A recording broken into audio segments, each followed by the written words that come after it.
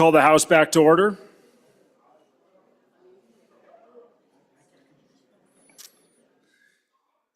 As you guys come in, just a housekeeping, there are new rules in your inbox.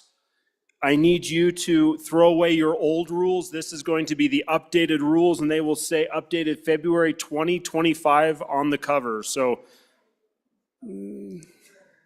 just go grab your new rules and get your old rules thrown, and we'll get that taken care of. And when you throw them, make sure you throw them into a recycling bin, please. In the hallway, the big blue one out in the hallway next to the filing cabinets. Thank you, guys.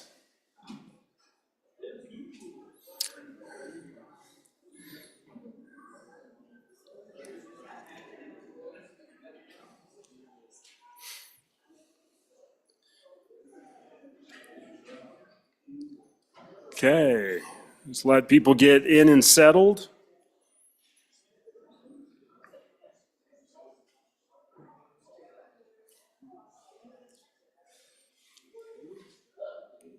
Okay, we are at that order of business of bills on second reading. The next bill for our consideration is House Bill 249. Reading clerk, would you please read the bill?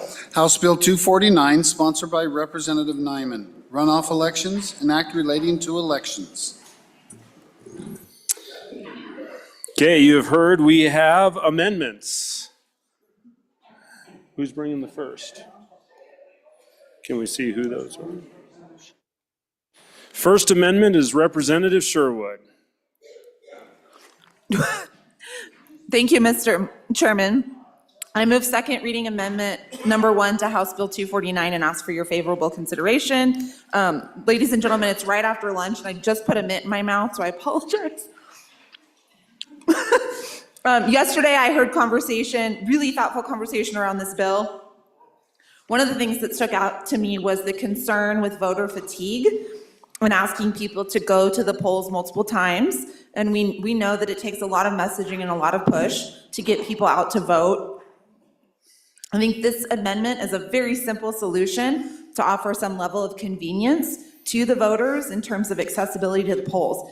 So on page 11 of the bill, line 19, currently in statute, it allows for 1 hour off of work for the primary and the general. Obviously, this bill extends to the runoff. So what I'm suggesting is that we allow for 2 hours for folks off of work in coordination with their employer to vote.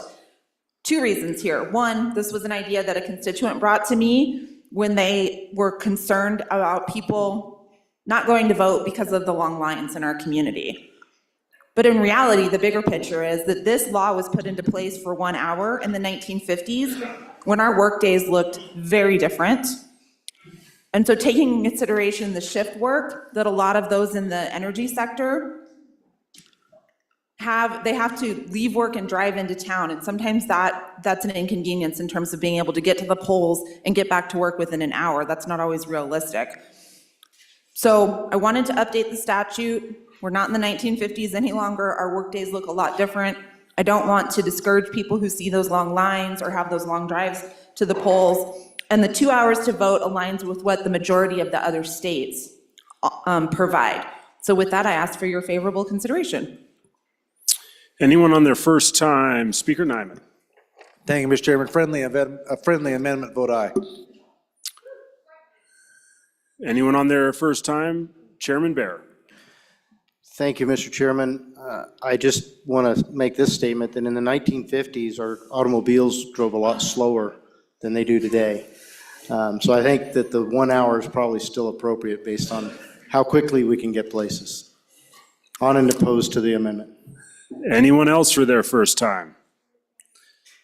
Majority Floor Leader Heiner. Thank you, Mr. Speaker Pro Tem. Just a question for the bringer. A lot of our polls are open for 12 hours during the election. And if someone is on an 8-hour shift, by the simple math I'm doing in my head, there's 4 hours available that they can go to vote. So why should the employer be burdened with pay while they vote if they have 4 hours off when they can go vote on their own? So just why are we putting this burden on the employers if the individual can vote outside of their time that they are at work? Representative Provenza. Thank you, Speaker Pro Tem. To the last speaker, that doesn't apply. If you are off for 4 hours during election day, your employer does not have to give you time off work. That's already in the statute. It's only if you have to work the entire day. So if there's not enough time for you during your shift to go vote, then you will now get 2 hours instead of 1. Part of the reason why this was brought up from constituents is because I mean, one of the reasons I stood in line, I don't know about any of you, but I stood in line to vote for 2.5 hours. And I watched dozens of people leave that said, I have to go to work. This was a conversation that the committee that oversees elections had as well. And that idea passed through that committee almost unanimously because we all see that this is the right to work or right to vote. And so we need to make sure that we're protecting folks. We've not heard any negative aspects from businesses. So I think this protects our constituents and helps solve another problem. So thank you. On and for the amendment. Anyone else for their first time? First time, second time? Second time to the sponsor. Representative Sherwood. Thank you, Mr. Chairman. And to my good chair bear of appropriations, our vehicles might be faster, but I think our horses are about the same. Anyways, thank you. I ask for your favorable consideration in providing just a small gesture of encouragement to our voters to get out and vote, whether it's primary, general, or the runoff. Thank you. Absolutely. We are voting on second reading amendment number 1 to House Bill 249. All those in favor, please signify by saying aye. Aye. Opposed, no. The ayes have it. That is passed. Moving on to amendment number 2. Representative Chestick. Thank you, Mr. Speaker Pro Tem. I hereby move second reading amendment number 2 to House Bill 249. Members, I want to echo the previous speaker that I got a lot out of that debate yesterday. That was a really good debate, I thought. We learned a lot. I learned something. I realized I had misinterpreted the statute. I had thought that there would be a single primary at the beginning and then a general primary for everybody else in August. That's not true. I realized, listened to the debate, that the bill makes everybody, all of us, run in the May primary, and that's a huge, huge problem and a very, very big change to the law. My amendment solves that problem. I want to say that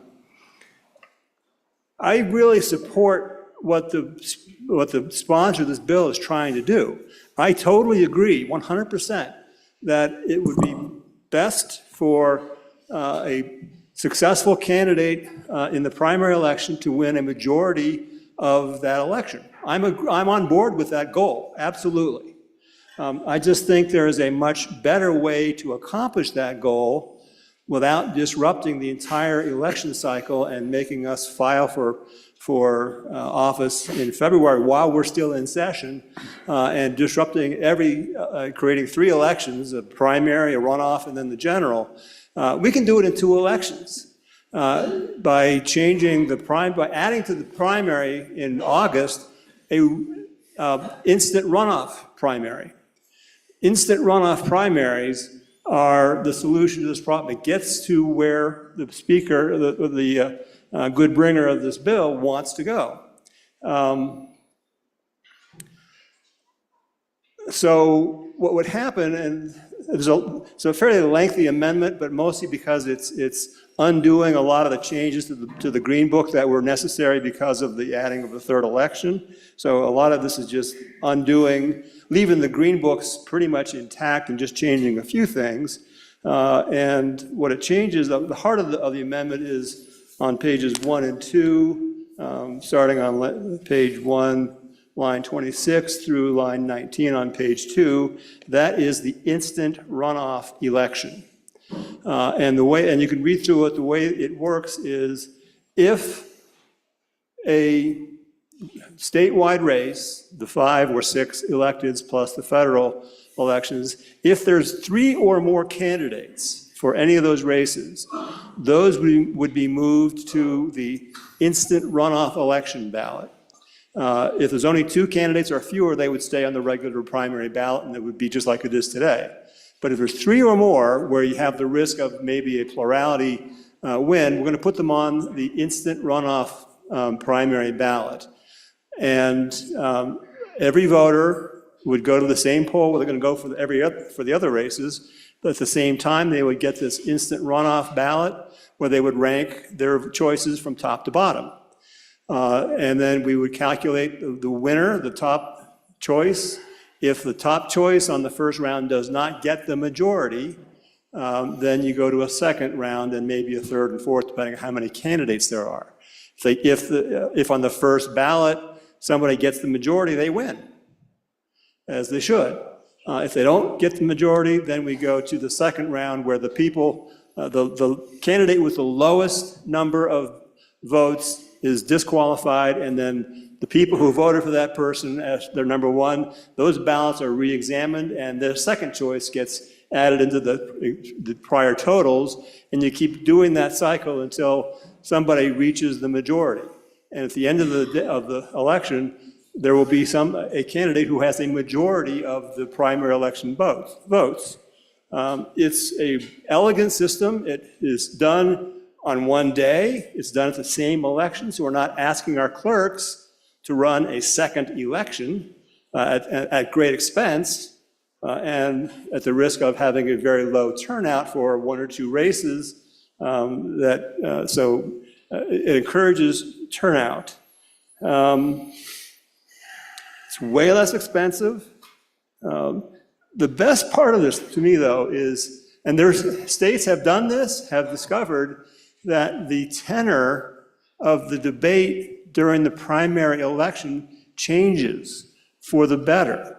So a lot less attacks, a lot less negativity, because every candidate realizes that they might need some second place votes or some third place votes to count for them. So if you're a candidate who goes out and attacks everybody and says, I am the only candidate who can do this job, vote for me and nobody else, if you don't win the majority on the first time around, you need to find some second place votes. So the discussion tends to be, okay, I think I'm the best candidate, but if you like somebody else, at least vote for me for second place, because I might need a second place vote to get over the top, as all the candidates would do that. So it tends to mitigate the negativity in the campaigns, and it makes a much more cordial election and it tones down the rhetoric in an important way. I think it's a huge, important feature of the instant runoff election system. It creates a shorter campaign season. The current bill, without the amendment, would have a giant gap between the May election and the November general for most of the candidates. If there's a runoff, then there's a couple of races maybe that have a runoff, but for everybody else, you have a huge gap between May and November where, and you're spending more money, you're trying to raise more money, so you get better turnout at the polls because you have, rather than 2 elections, you have 1 election. 2 primaries, you have 1 primary, where everybody's on the ballot, and it's going to create a much better turnout. It honors every single vote. So if you vote for a candidate who doesn't win, you have a second chance. So your second favorite, or maybe your third favorite candidate will get your vote. So you can vote for who you want and not worry that your vote will be discarded. You can vote for whoever you want, and there's no lesser of 2 evils problem. Vote for the person you really, really want, and if that person gets disqualified, your next ballot and your next vote counts. So there's a lot of benefits to this instant runoff election, and it solves the problem of having 2 primaries and way less expensive for both the candidate and for the county that's running the election. I think it's an elegant solution, and I therefore encourage an aye vote on this amendment. Representative Kelly. Thank you, Mr. Chairman. On and way against this amendment. This is ranked choice voting. We just brought up this issue and shot it down. This is, by calling it an instant runoff does not make it a runoff election. The problem with these votes, first of all, people come into a primary and they've got their guy or their woman, and that's who they're supporting, and don't even bother researching the rest of the candidates. Now we have people just sometimes randomly filling in a rank. They don't know the names. Maybe they're gonna go alphabetically. Or what happens more often in ranked choice, they don't have secondary or tertiary choices. And then if their number one candidate is not in the top two, their vote is thrown away. And they have no say in the upcoming of those top two. The biggest problem with ranked choice voting is that it is technically impossible, even though highly, highly improbable, that the winner could have had no first place votes. Could have been nobody's first choice, but got a ton of second place votes for whatever reason. We've seen this happen in other places where you have a very, very red state somehow electing a blue elected official at this point. It is so rife with problems, with marginalizing people, with people not knowing who they're voting for. And if we have an actual runoff election, then people can take a proactive choice in whoever the two candidates are left. But in the so-called instant runoff, if you vote for numbers 3 and 4, goodbye, you're done. You have no say in who comes up after that. So I think this is just a terrible replacement for a runoff election. And if you don't support runoff elections, then vote against the bill. But our current system is far superior to the ranked choice system. Representative Webb, for your first. Thank you, Mr. Chairman. I too am opposed to this. It is ranked choice voting.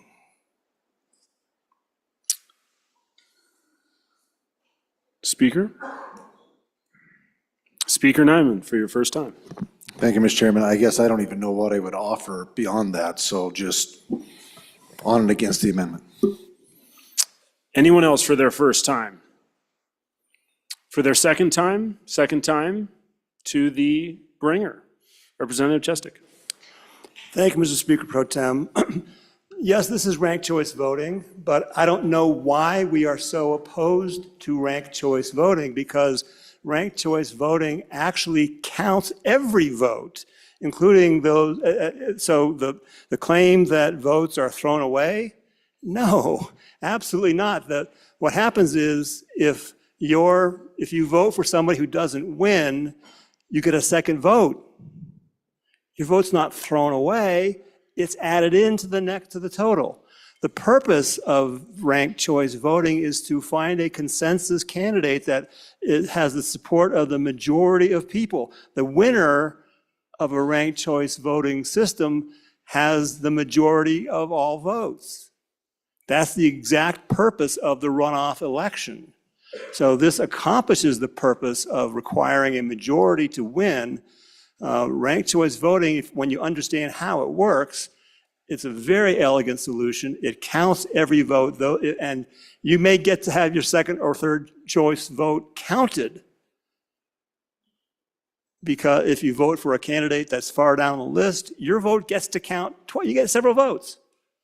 And therefore, I think it's a very elegant solution. It empowers voters. Yes, the ill-informed voter is a problem, whether it's a regular primary or a instant runoff primary. But having the instant runoff, I think, incentivizes voters to pay attention and learn about all the candidates, because they're going to have to rank them. So I think it produces more engaged voters. And we want more engaged voters, better informed voters. And this incentivizes better information and incentivizes candidates to get their information to the voters in a less threatening, less aggressive way. I think it's a beautiful solution, and I encourage an aye vote. Okay, folks, we are voting on second reading amendment number 2 to House Bill 249. All those in favor, please signify by saying aye. All opposed, no. That one did not pass. Moving on to amendment number 3 to House Bill 249. Representative Geringer. Thank you, Mr. Speaker Pro Tem. I move second reading amendment number 3 to House Bill 249 and ask for your favorable consideration. So as I was listening to testimony yesterday and asking questions and whatnot, it struck me also that while the intent seemed to be to have the top elected officials' initial primary be the one in May, it actually did move all of us up to May. And so it got me thinking about the different ways that we could approach it. One would be to just go ahead and keep everybody on the same initial primary, but the timing doesn't work out great for a lot of us, especially if we're doing door to door. And so if we have an election in May, a primary election in May, that means if you're doing door to door for, I don't know, the 3 months before, you're getting into spring snows. And so that's kind of a difficulty. The other option was to look at it with the original intent in mind and to say, okay, if we are trying to split the primary up and have the top elected officials in May, then let's actually clarify that language in there. So that's what this amendment does, is on page 8, it takes the, starting on line 21, it restores the original language in that section of the statute and then adds clarifying language after that to clarify that the primary elections for governor, secretary of state, state treasurer, state auditor, state superintendent, and any federal offices will be held in May. So that means that they all move to May, we all stayed, and the local races stay in August, and so it was just a little bit of a way to clean up the language. So I would ask for your favorable consideration. Thank you, Representative. Anyone for their first time? Speaker Nyman.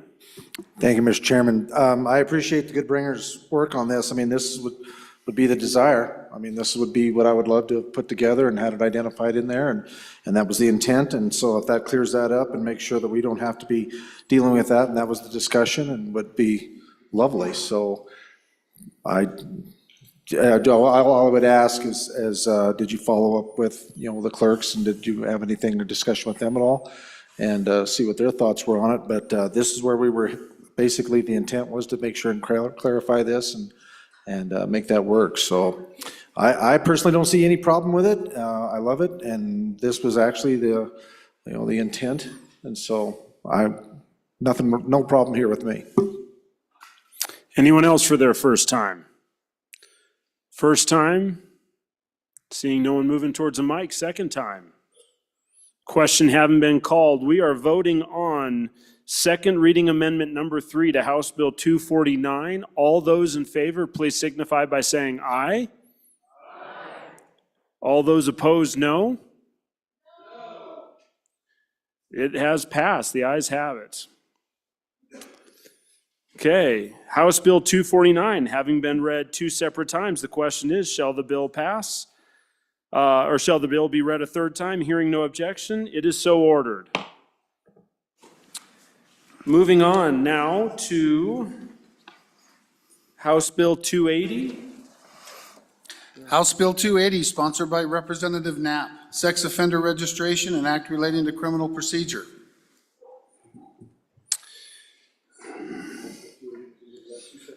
Okay, House Bill 280, having been read 2 separate times, the question is, shall the bill be read a third time? Hearing no objection, it is so ordered.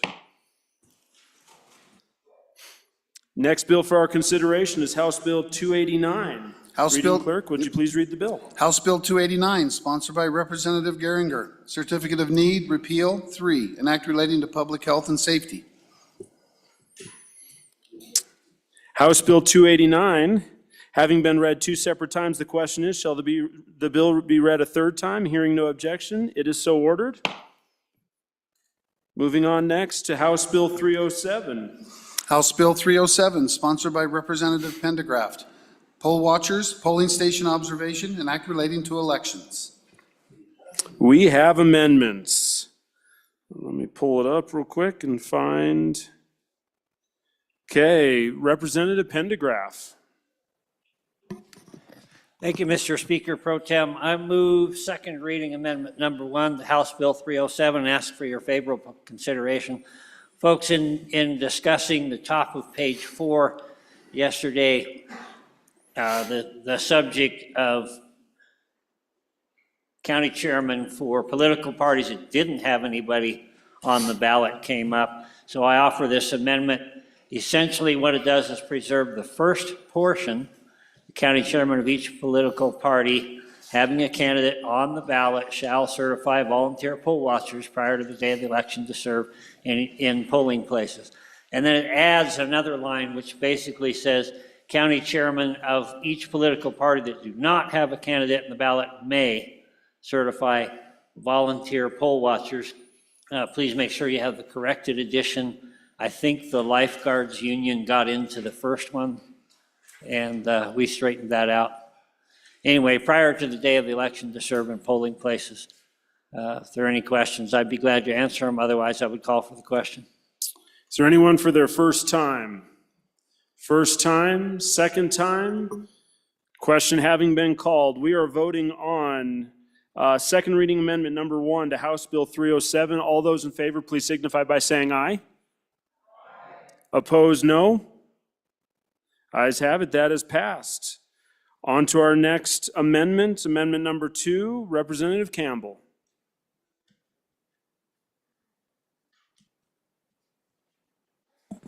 Thank you, Mr. Speaker. The amendment just approved accomplishes the same end, so I will withdraw amendment number 2. We have had that withdrawn with no objections. We'll move on to amendment number 3, Representative Andrew. Thank you, Mr. Chairman. I was trying to clean up a couple things in here. Essentially what this amendment, thank you, Mr. Chairman. I move second reading amendment number 3 to House Bill 307. Thank you. And ask for your favorable consideration. So what this amendment does is it specifies that the list of poll watchers delivered by the party chairman needs to be delivered before the close of business day, the day before election, or the day before early voting. And this is because we are requiring these badges.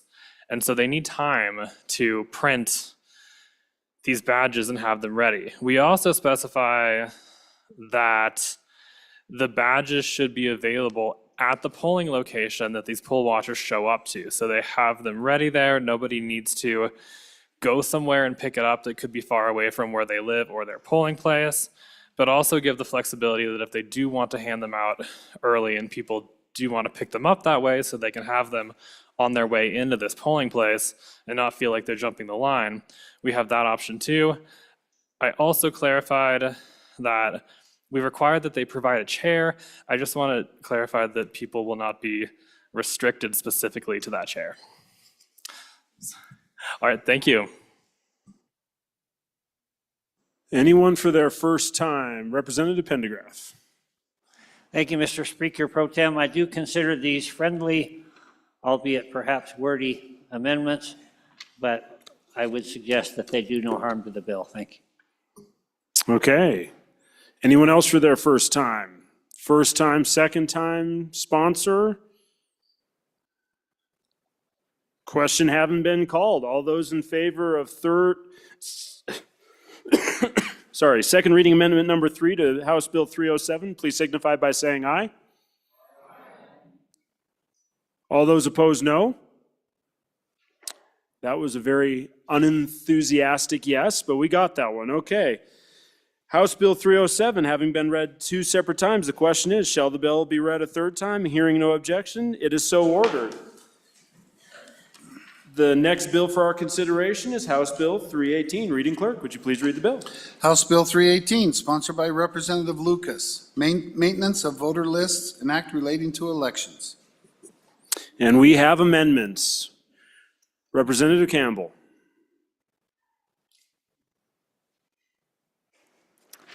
Thank you, Mr. Speaker. I move second reading Amendment 1 to House Bill 318. Go ahead. Thank you. Thank you, sir. Hopefully, this will be received as intended, truly friendly and lighthearted. If I accomplish nothing else while I am here, it will be the education and awareness that it is a driver license. So I would encourage, Mr. Speaker, everyone on the floor, those listening at home, to look at your driver license, because it indeed at the top says, this is a license issued to you to be a driver of a vehicle. This is not a license issued to you to be a drivers of a vehicle. So you will see in this amendment that I bring for every state employee who works in our, Department of Services and Vehicles, I bring this for them. On page 2, line 8, we will be striking the apostrophe S to make it a driver license. On page 2, line 12, we will also be striking the apostrophe S, making it driver license. And again on page 2, line 15, it is a driver license, a license issued to you to be a driver of a vehicle. So this really is just for all of those state employees and our fabulous department that oversees transportation and the education, that it is a driver license. And hopefully it'll be viewed as a friendly amendment. Thank you. Anyone for their first time? Representative Lucas. Thank you, Mr. Chairman. I don't care for this amendment, and I'll tell you why. I took the liberty of looking at Title 31, which is motor vehicles, because I figured that's where we'd find all about those licenses issued to drivers. And drivers with an apostrophe S license appears 252 times. Driver license appears 15 times in the same title, and drivers with no apostrophe appears 15 times. Additionally, many states have drivers apostrophe S, and driver licenses it used to be used quite commonly, and then decades ago was kind of dropped from use, and it really isn't used very much at all. I checked with 4 different grammar checkers online, and driver's license is grammatically correct. So I'm on and against this amendment. Anyone else for their first time? First time, second time, to the sponsor, Representative Campbell. Thank you, Mr. Chairman. Yes, it has fallen off, and we have been incorrect for decades. So I would suggest to this body of the 68th, this is your opportunity to correct what has been wrong for so many years and bring us back to what it actually says on the little piece of plastic that you have in your wallet right now. It says driver license. This is your opportunity to make that right. Okay, we have an opportunity ahead of us. On second reading, Amendment Number 1 to House Bill 318, all those in favor, please signify by saying aye. Aye. All those opposed, no? No. The noes have it. That does not pass. House Bill 318 having been read 2 separate times, the question is, shall the bill be read a third time? Hearing no objections, it is so ordered. The next bill for our consideration is House Bill 324. Reading clerk, would you please read the bill? House Bill 324, sponsored by Representative Andrew. State elected officials, employees at will, and regulations, an act relating to state officers. We have amendments. Representative Weber.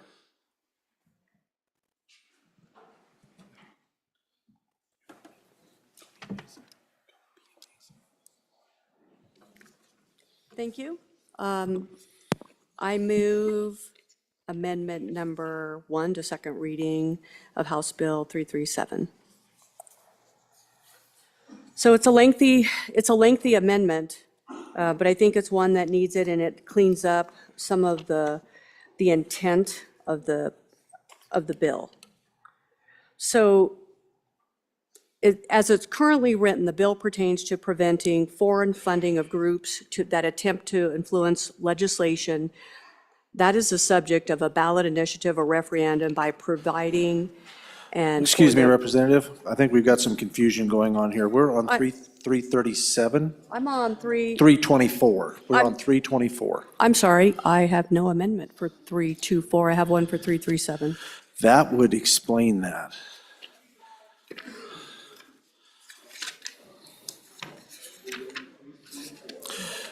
First reading, second reading amendment number 1 to 324 would be Representative Andrew. Thank you, Mr. Speaker. I move second reading amendment number 1 to House Bill 324. Please proceed. And ask for your favorable consideration. Members, what this amendment does is it adds more context and clarity to the amendment we passed yesterday. It keeps those same positions. They're moved from the same place to the same place, but we clarify what they're doing. So we say that they're hired by a committee of these 4 officials to serve them for the purposes of their HR needs. And it also requires confidentiality, so that if one of these officials has an HR issue, that is not necessarily the business of the agency in which they are housed. So that's what this does. Thank you. Thank you, Representative. Any members for your first time? First time? Seeing none? Second time? Call the question. Representatives, you are being asked to decide on second reading amendment number 1 to House Bill 324. All those in favor signify by saying aye. All those opposed, no. The amendment has been adopted. Next amendment for our consideration to House Bill 324, Representative Larson Lloyd. Please, sir. Thank you, Mr. Chairman. I'd like to move second reading amendment number 2 to House Bill 324. And folks, take a little bit of time and talk again about what this bill does. Every year, this standard budget and the biennial budget, the agencies of the state come together in front of us, represented by committee number 2, to present their budget. Some of the largest costs concerning and structure of that whole conversation is around their employees and our ability to provide guidance and funding for that. This bill, as we heard yesterday, for a couple of reasons. One is that the elected officials, these 4 elected officials, which is everybody but the chief executive, so it'd be the Secretary of State, the Auditor, Treasurer, and Department of Education. We want to move them out of this process, and we create a whole new section, 91104. And we are saying that these employees are all now at-will employees for these elected officials. Now, what that means is that every employee in agency number 2, which is 31, all in the auditors, 23, all those in the treasurer's office, 49, and every employee of the Department of Education is an at-will employee. And that they're exempt from the executive branch policies and plans. We, if you look on page 2, and starting on line 20 is that exception, and moves them completely outside what historically we have used to govern employee matters on personnel rules and relating to agencies of the executive branch, job classifications, personnel rules. All of these are changed and left with that elected official now to decide for their respective agencies. I just don't think we want to do that. Now, we heard that there's been some real problems getting in some of these agencies where we've got some unique skill sets required in getting some of the HR and the reclassification done in an appropriate time. In fairness to that conversation, there is one in the investment arm of our government that took 14 months to put into place for a variety of reasons. But nonetheless, it took that long. Part of it is the agency's fault. Part of it was the current agency that oversees personnel, and some other was even in the office of the executive secretary. But overall, I'll tell you that across the 4 elected officials' offices, from 2018 to 2025, there's been 109 requests to adjust or reevaluate a position, and the average turnaround time is 23 days. In the just in that department that covers education, in that time frame, there's 25, and they average 27 days. So I'm not sure if we really feel that that is being too long. But now understand also that in most our agencies, when the elected official leaves office, most of those employees stay put as state employees. In these 4 now, including all those in that department that covers education, will be at will to go. I don't know that we want to do that. Now, in the bill, we talked about this yesterday, and a little bit, but it talks about how these employees of the state officials are subject only to the policies, manuals, rules, and statutory provisions govern the employees of the state official. Employees of state officials are specifically exempt from the laws and personnel rules relating to the employees of the executive branch, including the executive branch compensation plan, job classifications, and personnel rules governing employees, discipline, grievances, and appeals. But then the last sentence in that section says, nothing in this paragraph shall be construed to supersede a statute that expressly prescribes the employment conditions and salaries of specified employees of state officials, which is what we currently do. So that last sentence is a complete conflict with the sentence that was in front of it.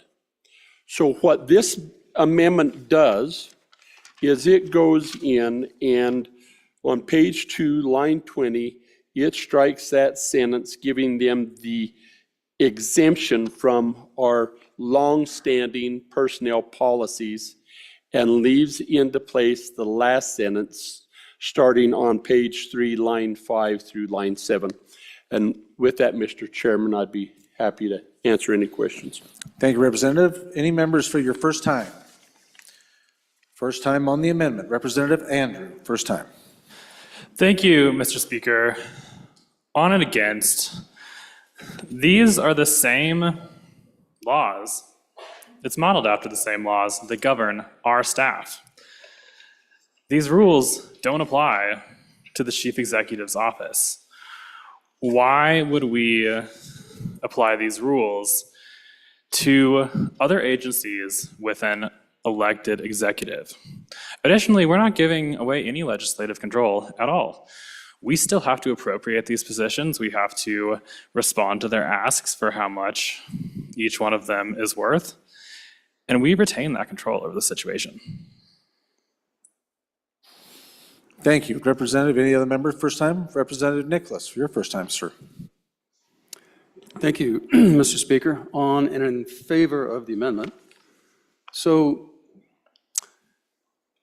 I think, ladies and gentlemen, I'm not sure of what the real intention or the purpose of this bill is, and how then the appropriators and this body will determine what the appropriate budget would be for each of these agencies if we don't have control or a review of the job description of the individuals in these, working for these particular agencies. Because you're good committee number 2 right now. We received their draft budget, and that includes a certain number of personnel.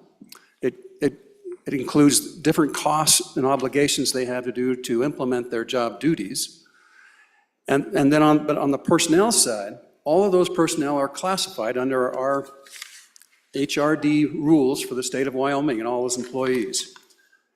This bill, left the way it's currently drafted, all those rules go away. So we have no way, no mechanism to evaluate the ability, the capability, the qualification of the individuals who are filling in those positions. We can't do it. So that's the rationale on how we establish what we're going to allow that agency or that agency head to have an accurate budget and pay the people what we think they're worth and how they're classified and what their pay scales are. And we can't do it if we don't have the information on those individuals that's submitted to us on what their pay scales and who they are and what they do and what their job qualifications are. I mean, that's the crux of what appropriations committees do, particularly for these elected agencies. And so how then are we going to say 2 years from now, if this passes, and we receive a budget from the chief executive office and it's got 49 employees, but we don't know how much they're being paid, and we don't know what jobs they're doing or what they're qualified to do. We just don't know. But depending on how much money we might just cut their budget in half if there's no rationale for it, or we might increase it or just strike 3 people from it. But basically, it becomes the budget then will become a dollar sign, and it won't have anything to do with personnel because it'll just be a set number, that $40 million or whatever it is, because it doesn't really matter what they're paying personnel because we don't know what they're doing or what their qualifications are. So we're ceding that control of who you can hire, what they can do, and what their qualifications are without knowing what they are and what they're doing. And what we're also then, in a sense, giving up how much the appropriate amount of money is to pay for that particular figure and his folks that are working for him, because we're taking away the meat of how we evaluate what they're doing. How many accountants do you have working for you? How many of them are supervisory accountants or CPAs? How many of them are attorneys? How many are this and that? How many of them are just, college freshmen who are working in there right out of school? You just don't know. So there's no mechanism. It takes away the mechanism for us to evaluate the quality and the quantity of who these folks are who are working for these agencies. And so, on in favor. Thank you, Representative. Representative Pendergraft, for your first time. Thank you, Mr. Speaker. First for a second, please. First for a second. Any other members for their first time? Representative, man, we're bringing them now. Representative Harshman's going to get there first. Representative Harshman, please. Thank you, Mr. Speaker. On and for the amendment, and I think just over the last 7 years, there's been 109 requests by these 4 electeds of the agencies that they're in charge of, Agency 2, 3, 4, and 206. It's been 109 requests over 7 years. 109 requests over 7 years. So just about a little over one per month. So, and the success rate of those executives on moving these employees is over 96% was granted to them, what they asked for. There were a couple out of those that had legal questions and took a little longer. So one per month, 96% are granted the request of the elected official. And I just think it's really important, once we cede this control, we'll be like the legislature 10 miles south of us. You will never get this back. This balance of power is a moving thing, and you never want to give this up. And there will be no return of the Jedi. The folks that'll come here, once we're up on those pictures on the wall looking down, those folks that'll be sitting in these seats, oh, okay, 40 million. Won't know anything about the employees, background, any of that. So I just think be really careful before you cede the power that's been in this body since statehood and should remain, I think. We don't want to be like the rest of these states. So on and for the amendment and against the bill. Thank you. Thank you, Representative. Representative Washut, your first time. Thank you, Mr. Speaker. On and for the amendment against the bill. Just on a little different take here, without this amendment, we have a situation where, once again, we're adding a group of employees who will be outside of the normal parameters of the employment compensation plan. And we've done this a few times in this body, usually over my objection. But for people, you know, that do investments and work in the banking area and a few other areas, we've done this occasionally. But I just ask you to think about all the other public employees. All the other public employees who operate within a pay scale that's often, frankly, neglected for periods of time. And then there's this other group of employees that get, you know, a better deal in terms of their compensation package. And I think the more employees that we have in that special category, the greater the risk that we just ignore all the rest of them. And so I'd encourage you not to do this, to keep these employees, there's a large number of them, keep these employees inside the regular pay scale so we keep the thought of all the other public employees in mind when we think about whether or not a pay raise is appropriate. Thank you, Representative. Representative Davis, for your first time. Thank you, Mr. Speaker. This is an observation from my point. You know, we're sent here by our voters to do these jobs on behalf of the voters. You know, this seems to me like we're delegating our authority away from the body to do to these other elected officials. Okay, in the past, the school over the hill, we used to have them appear before the committee number 2 and have a lot of oversight in that school over the hill. Then, by some reason, apparently what I understand is we got lazy, for a lack of better words, and we started a block grant. So we started just giving them a block of money to do with as they choose. And I don't know if that was the proper thing to do. Would the issues that are going on over there exist if we wouldn't have relinquished our authority over that? I just think that we're here to do this work, and I think we need to be the ones in control over this. That's my view. So I'm on for the amendment and against the bill. Thank you, Representative. Representative Baer, for your first time. Thank you, Mr. Speaker. So on and for the bill, on and against the amendment, I would like to answer a few of the comments that have come up, and I'll start with that last one. I agree that we should probably look at our university across the hill, and we should bring that budgeting back into the Appropriations Committee. I think that extra work is probably well worthwhile.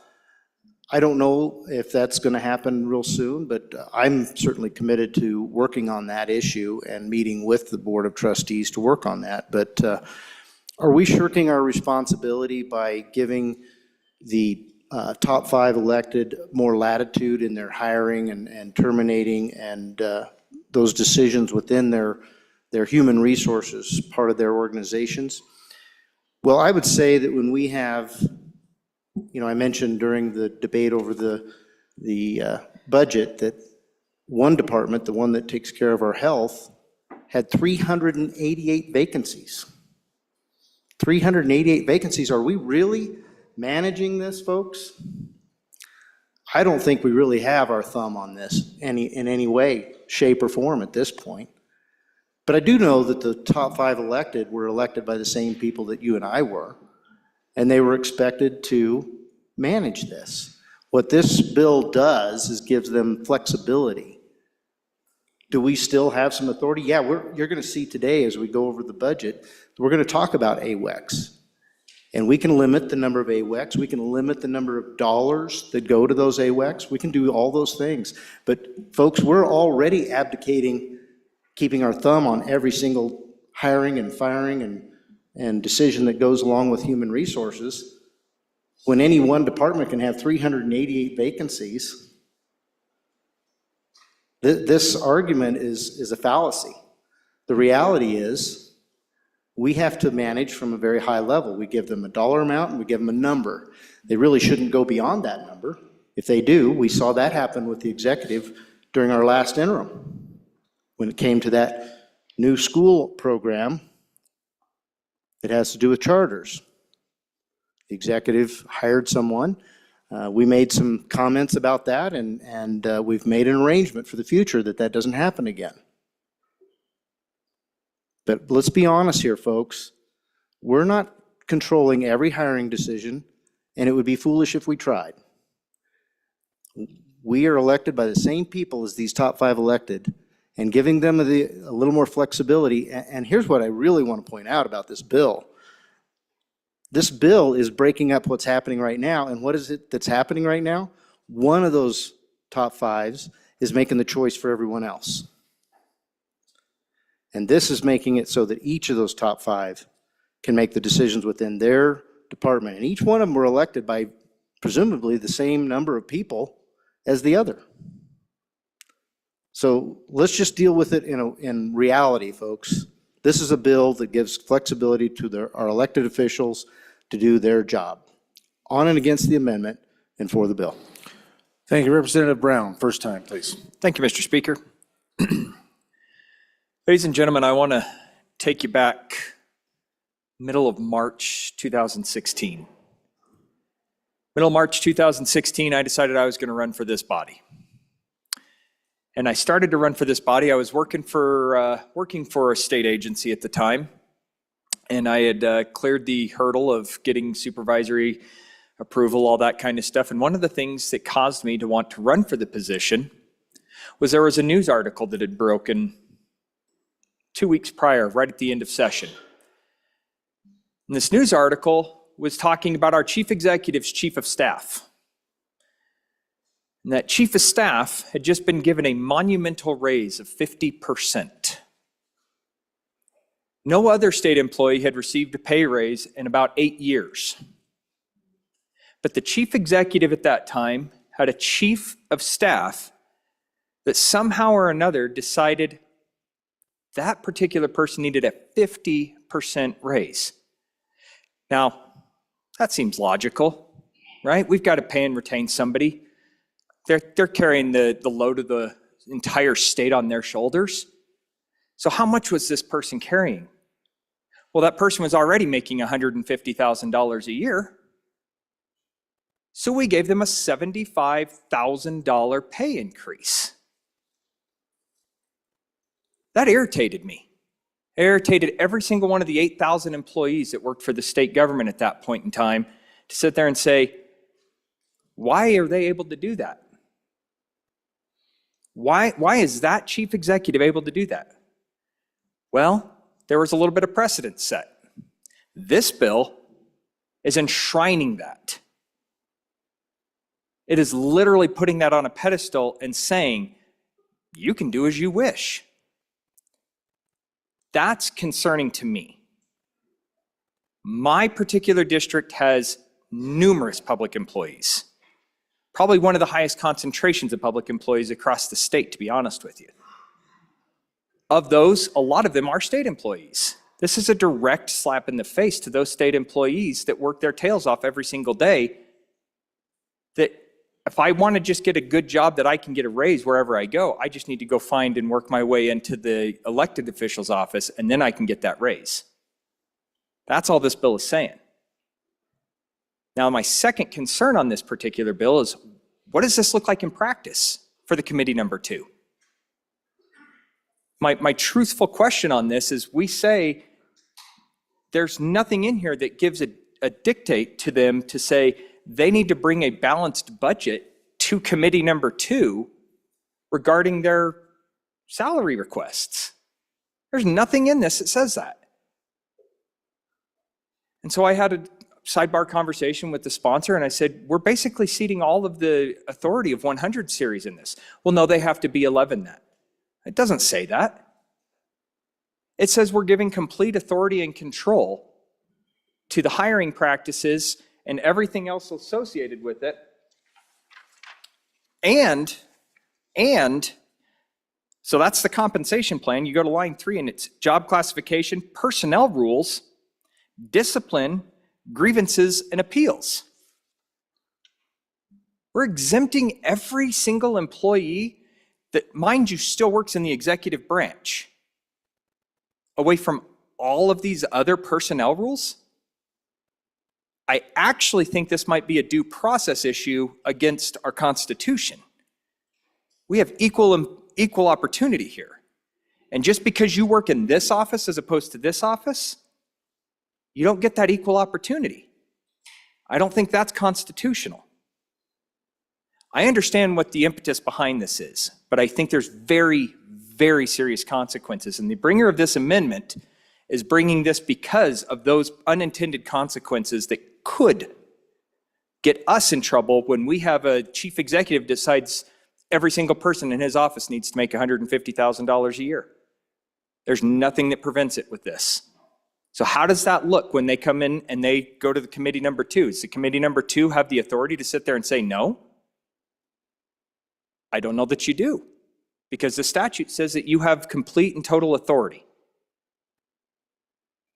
Think very, very carefully about superseding your ability and giving this kind of power back to those top 5 elected officials. I totally respect what they do, and they run a statewide campaign.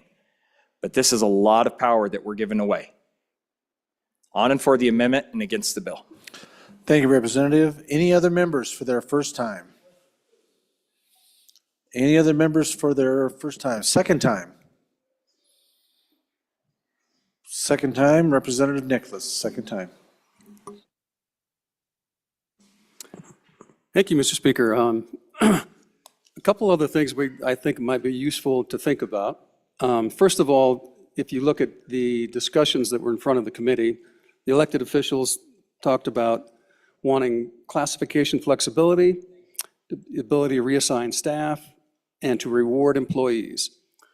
So let's just think about that. We've already heard that it only takes, on an average, 22 days to get something reassigned. And part of the reason for reassigning is to award them. So if they're qualified, they can move up to a different class or a different type of class, just give them different job responsibilities. And then one particular elected official said it took 14 months for HRD to reclassify the STO operating officer. Well, ladies and gentlemen, that was 100% this body's fault, because we created that position and we funded it, but we made specific job qualifications and the dollars and cents for it, because we wanted a particular type and quality of a person who was a investment professional to fill that position. And so that was a conflict not between HRD, that was a conflict between this body and your good committee number 2 and that particular elected official. So that's really an outlier. It really has nothing to do with this discussion. But what's more important is us losing control. And it's a big deal. And by the way, it's not the good man down the stairs that gets to decide, make that decision for the other 4 electeds. It's this body, and it's our Joint Appropriations Committee and our review of all of their personnel and their budget when they bring it to us. We control the purse strings, not him. So on and against. On in favor of the amendment. Thank you, Representative. Representative Davis, second time. Thank you, Mr. Speaker. I have a question here, just maybe a clarification. Is it the top 4 or is it the top 5? I've heard references both ways, so I'd like just a little clarification there, please. Thank you, Representative. Any others for their second time? Speak, people that can speak. Andrew, Harshman, Washut, Baer, and Brown. Pendergraft. Any others for the second time? Representative Andrew, please. Thank you, Mr. Speaker. I just want to note that the chief of staff and the few people that are directly under each executive are currently at will. So this won't affect those 2 positions as they are. Representative Baer, for your second time. Thank you, Mr. Speaker. So why is it that we have all those vacant positions? You know, an interesting study would be to look at our department that takes care of those who we jail. And you'll notice that throughout this session, your JAC didn't touch that department as far as vacant positions, and there's a very important reason.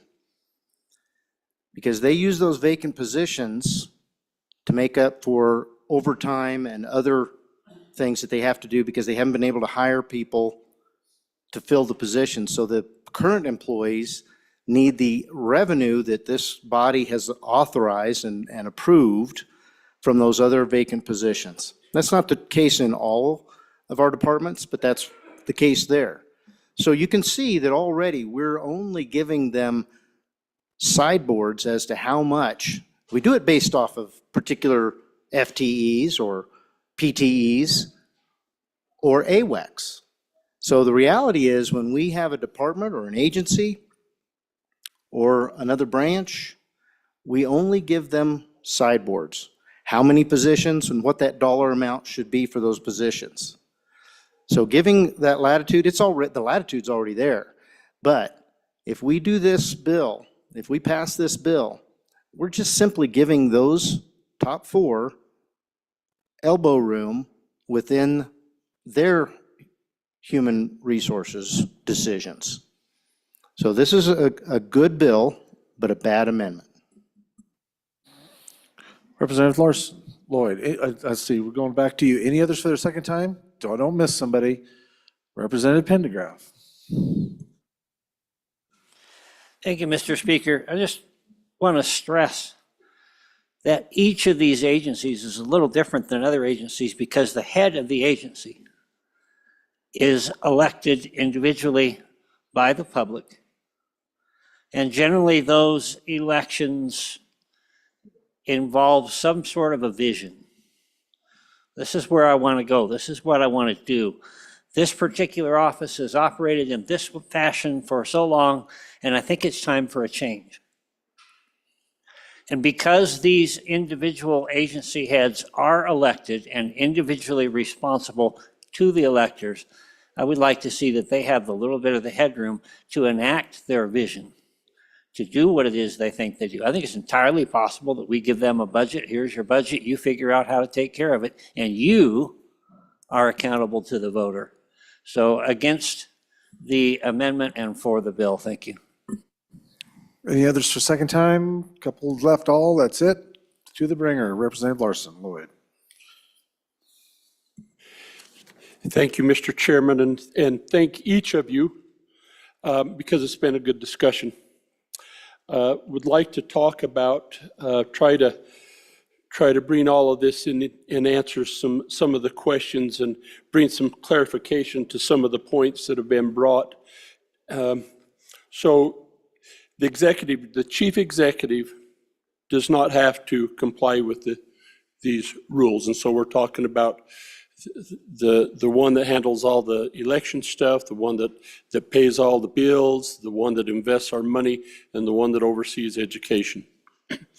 Now, there was some comment, and the good chairman from Appropriations really laid this out very well when he talked about that agency that oversees corrections, is we currently can't get enough of those people to fill all the slots in the corrections department.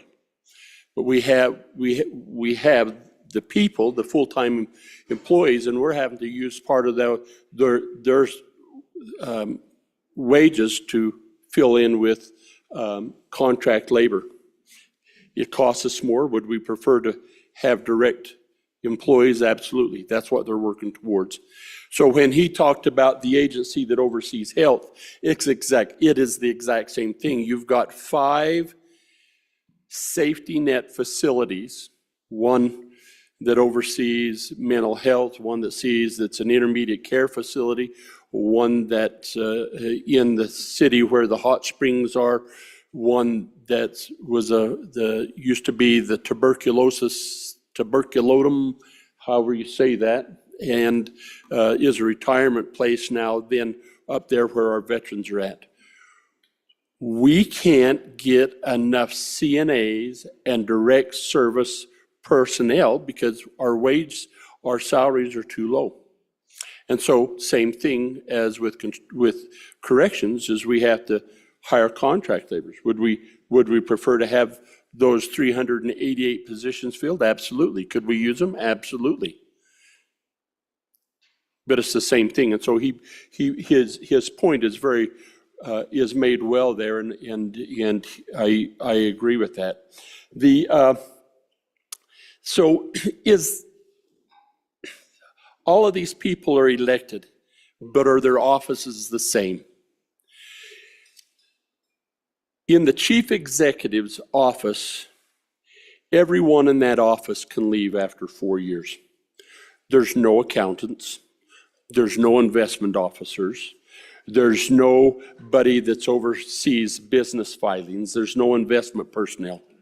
The chief executive's office really is designed around that person we elected to be in that position, to bring a group of people, as the vice chair of committee number 2 talked about, to lead the state forward in the vision that they see. Are the other 4 the same? I will push back and say no. They're elected, and they've got a vision for the agency, but not as a whole. Now, the chief executive, he doesn't need to have all of these people because all of the state agencies are his appointments. All of the directors are his appointments. And when he leaves, and they're AWACS, they leave, but you've got to have all of those people in corrections or providing health or staying on as full-time employees, making sure somebody's still rowing the boat, right? Well, for the other four, whether it be in education, you want to have all of those people be at will? No, you got to have somebody left there at the end of 4 years rowing the boat. Those are education experts. They're accountants. They handle our federal funds. Same with those that handle our business filings and all of those issues. So it's just a different. Those 4 come into agencies that are just structured differently. So I would. I would encourage you to adopt the amendment, and tomorrow when we vote on the bill, I hope that we will not allow this to move forward. So thank you, Mr. Chairman. Members, you are being asked to vote on second reading amendment number 2 to House Bill 324. All those in favor signify by saying aye. Aye. All those opposed, no. Chair's in doubt. All those in favor, please stand. This is on the amendment.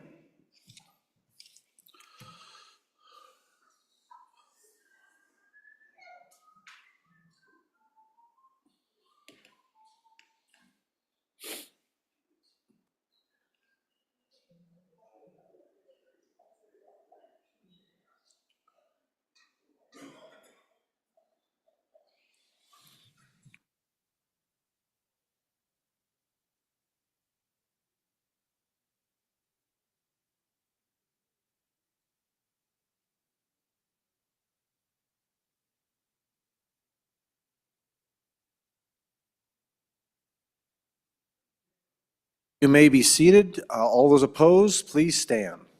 Please stand still.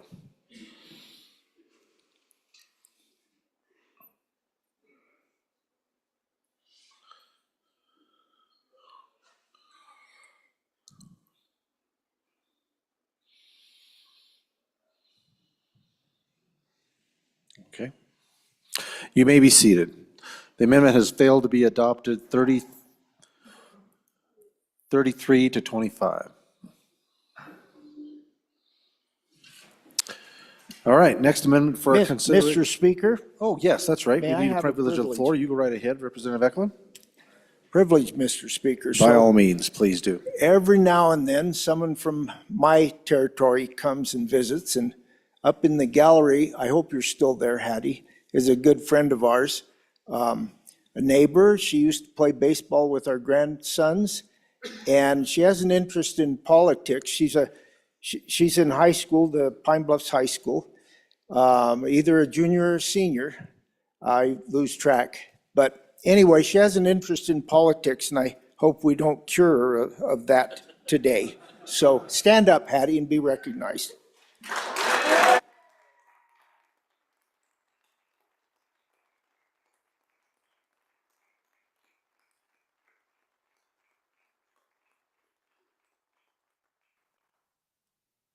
Welcome to the House. Glad to have you.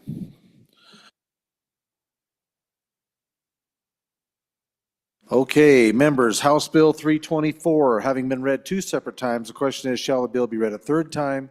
Hearing no objection, it is so ordered.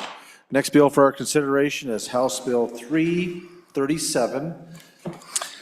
House have Bill, amendments. House Bill 337, sponsored by Representative Weber, prohibiting foreign funding of ballot measures, an act relating to elections. We have amendments, yes, and Representative Weber, here you are. Finally. Please proceed. Thank you, Mr. Speaker. I move second reading amendment number 1 to House Bill 337 and ask for your favorable consideration. Please proceed. Thank you, Mr. Speaker. Essentially, this amendment achieves and furthers the intent of the bill. As currently written, the bill pertains to preventing foreign funding of groups that attempt to influence legislation that is the subject of a ballot initiative or referendum by providing for the prohibition and required disclosures for groups that are attempting to influence legislation that is the subject of a statewide ballot initiative or referendum. The existing language is very important. We have a vested interest in ensuring that for all parts of our initiative process, including lobbying on legislation that is the subject, that it's not being taken over with foreign nationals or However, the amendment extends this to prohibit foreign nationals from influencing the initiative process itself by creating a prohibition to prevent foreign nationals from directing, controlling, or otherwise participating in the decision-making of a political action committee or organization that is organized to support or oppose a ballot initiative. This is exactly the concern that is being brought up in other states. Other states are taking on this issue, and we are seeing concerns with foreign nationals supporting or opposing initiatives themselves, not just the legislation that is the subject of the initiative. So let's walk through the amendment. What this amendment does is it largely mirrors the existing prohibition, but it places it in Chapter 25 of our election code, the chapter that deals with campaign practices and campaign finance, by creating a new section specifying that foreign nationals shall not direct, control, or otherwise directly or indirectly participate in the decision-making of any political action committee or organization supporting or opposing any statewide initiative or referendum drive. Subsection A provides for the same definitions. Subsection B mirrors the language, but for political action committees and organizations themselves. Subsection C outlines that each political action committee or organization that is supporting or opposing any statewide ballot initiative or referendum required to file with the state must file, in addition to their statement of contributions and expenditures required to be filed with the state, that they affirmatively state that these conditions. One, no expenditure was funded by a prohibited source like a foreign national, that they didn't knowingly receive, solicit, or accept contributions or expenditures from a foreign nationals, and that they'll keep the records to enable enforcement. Again, subsection D mirrors the existing language. And finally, subsection E mirrors the existing language for enforcement of this section. The amendment is really about fulfilling the intent of the bill to make sure that in addition to prohibiting foreign nationals from influencing lobbying activity on legislation that is a subject of a ballot initiative, that the prohibition also covers attempts to influence the ballot initiative process itself. So basically, we're wanting to make sure that we have the lobbying and the campaign finance part in this amendment and bill. Stand for any questions. Thank you. Thank you, Representative. Any other members for the first time? Representative Yen, first time. Mr. Speaker, thank you. So, fine with the bill. The amendment seems like a lot of paperwork, though. And I apologize if I missed this while printing out the amendment. So on subsection C, Romanet 3, we're talking about keeping all of the records of contributions and expenditures for a period of not less 5 years. Did you say this is something that we already do? After looking at my bank accounts online, I don't think even my bank lets me access 5 years worth of records. So am I going to have to keep that separately if I have a political action committee that will be involved in a ballot measure? Any other members? Representative Clouston, first time. Thank you, Mr. Speaker. To the bring of the bill, the very last paragraph, it allows the Secretary of State to bring a civil suit. Normally, that's with the Attorney General's office. So just wondering why that was put in there. Thank you. Thank you, Representative. Any others for their first time? First time? None? Second time? Back to the bringer, if you'd like to answer those questions, Representative Weber. Thank you, Mr. Speaker. And why not have the top election official bring a suit for somebody that's trying to influence our elections that is a foreign national? And as far as keeping records, we're keeping them anyway.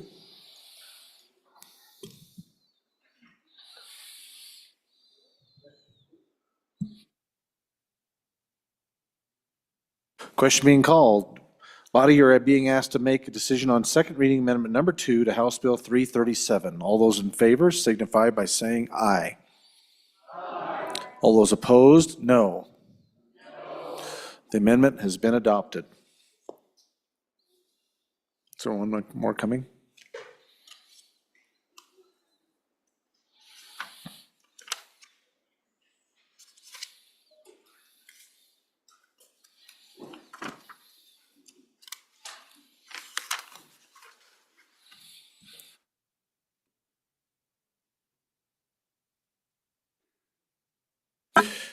All right, body, that's House Bill 337, having been read 2 separate times. The question is, shall the bill be read a third time?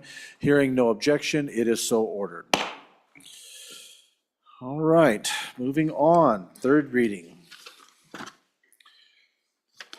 No consent, so. Third reading regular. We are at that order of business of bills on third reading and final passage. The first bill for our consideration is House Bill 209.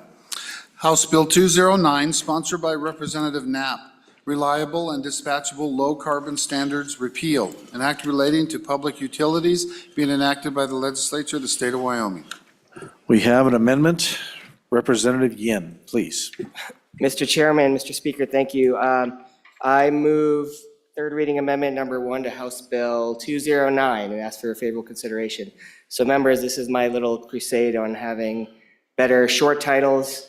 I'm for the bill, voting for the bill. I just want to make sure everyone knows what we're doing, and I think it's actually a better short title because I think the part that we were repealing, we're basically repealing its short title, and I don't think its short title was very clear, and so this makes it very clear what we're doing, we're repealing the carbon capture mandate. Thank you, Mr. Speaker. Thank you, Representative. Representative Knapp, for your first time. Mr. Speaker, this title makes it Mo Betta, and that man is a genius. So I would say for the amendment. Couldn't have said that more better myself. Members, you are being asked, unless there's other discussion, any other discussion, I don't know who would follow up with that. So give it a try. No? No takers? Okay. Members, you're being asked to vote on third reading amendment number 1 to House Bill 209. All those in favor signify by saying aye. Those opposed, no. Yeah, I would neither. Yeah, thank you. Okay, House Bill 209, having been read 3 separate times, the question is, shall the bill pass? Chief Clerk, please call the roll. Allemand. Andrew. Angelos. Banks. Bear. Brady. Bratton. Brown Gary. Brown Landon. Byron. Campbell Elisa. Campbell Kevin. Chestick. Clouston. Connolly. Davis. Eklund. Erickson. Filer. Geringer. Guggenmoss. Haroldson. Harshman. Heiner. Heft. Jarvis. Johnson. Kelly. Knapp. Larson Lloyd. Larson JT. Lawley. Lean. Locke. Lucas. McCann. Nicholas. Ottman. Pendergraft. Posey. Provenza. Riggins excused. Rodriguez Williams. Schmid. Sherwood. Singh. Smith. Storer. Strock. Stivar. Tarver. Thayer. Washut. Wasserberger. Webb. Weber. Worf. Williams. Winter. Wiley. Yin. Mr. Speaker, are there any changes? Are there any changes? Posey, excused to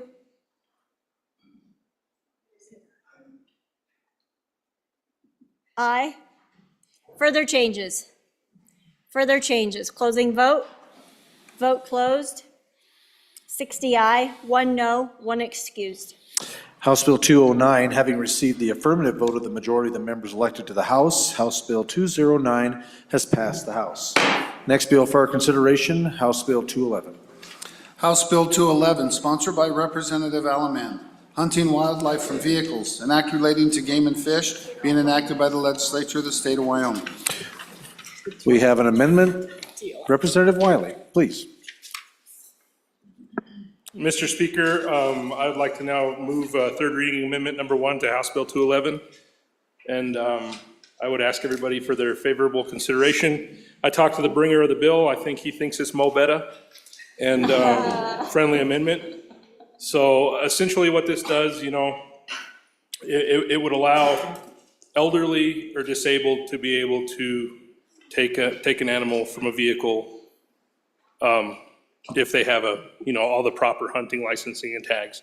The reasoning for this was, I thought back to when I was a very much younger person, maybe just a little bit younger than some representatives in the room, but that last couple of decades with your elders is special, right? And as a young child, you want to include your family. So when you have elderly grandmothers or grandfathers with you, maybe this would just be one more tool to help them participate. And I know right now in statute, we have the ability for handicapped folks and stuff to do this, but if any of your families are like mine, or any of the folks that you know that are like my friends, they might be a little too prideful to go get that sticker and get that tag. So with that being said, I just ask for a favorable consideration on this amendment. Thank you. Thank you, Representative. Any members for their first time? Representative Pendergraft, for your first time. Thank you, Mr. Speaker. I just want to publicly take exception to line 9. Thank you.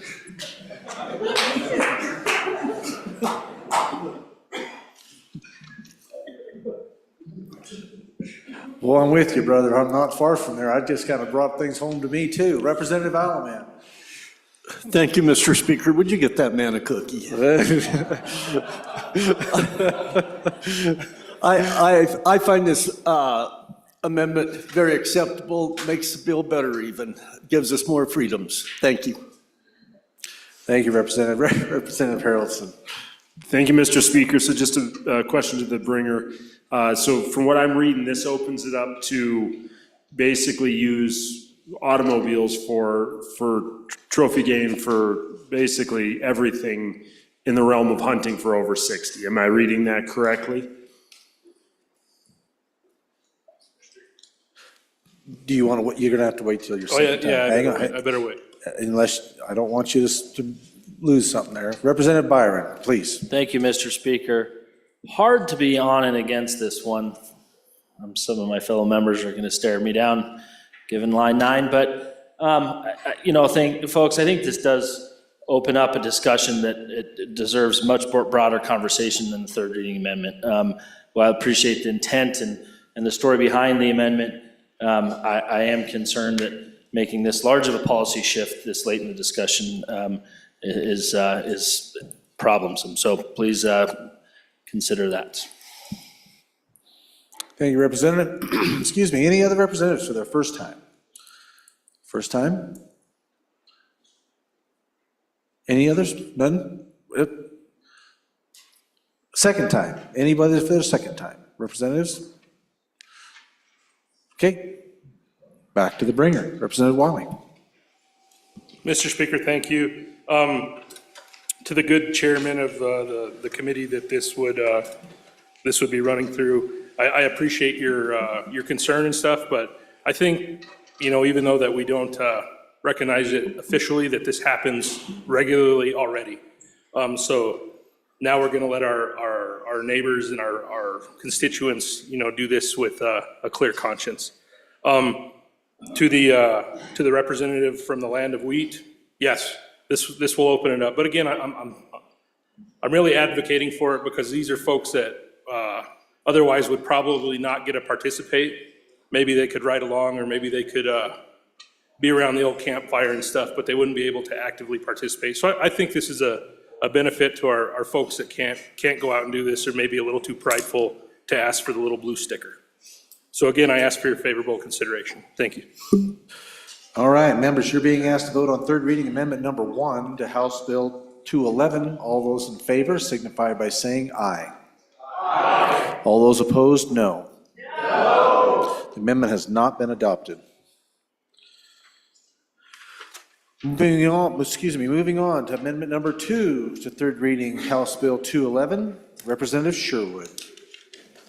Thank you, Mr. Chairman. I move third reading amendment number 2 to House Bill 211 and ask for your favorable consideration. I hope this is just a technical cleanup. So right now on the top of page 2, it references any wildlife that is deemed threatened or endangered by our federal overlords.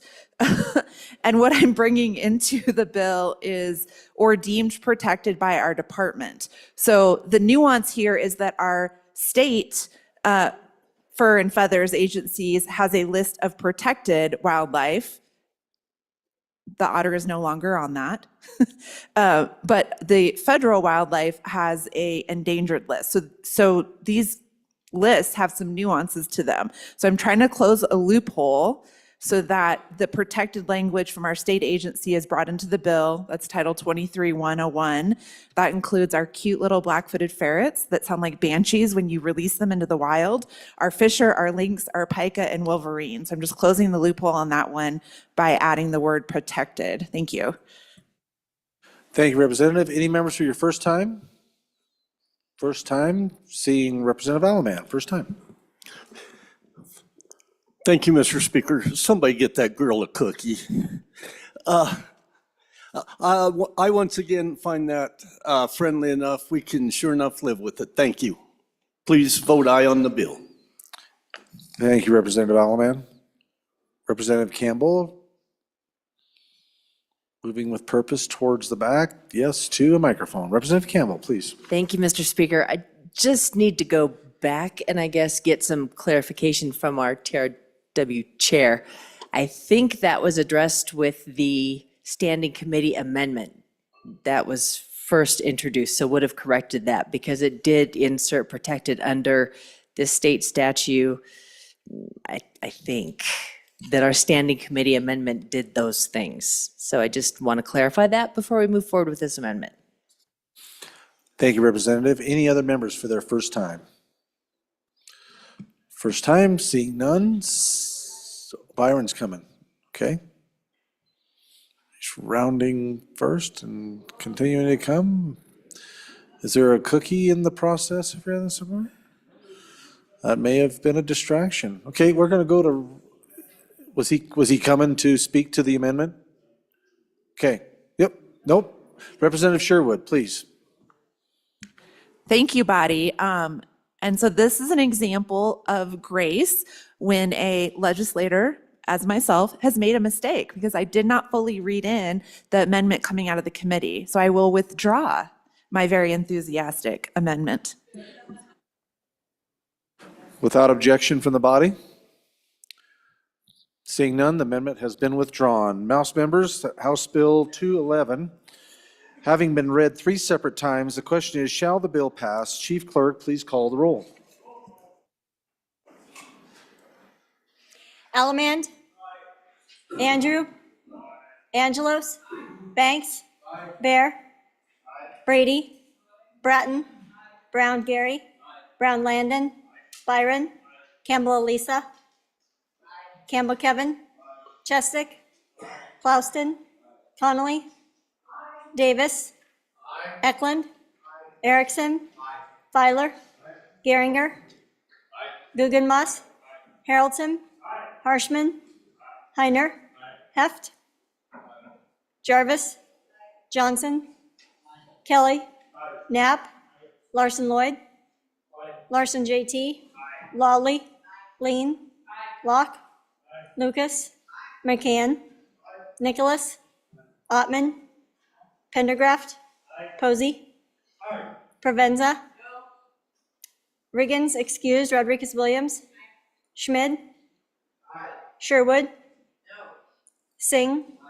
Smith. Storer. Strzok. Stivar. Tarver. Thayer. Washut. Wasserberger.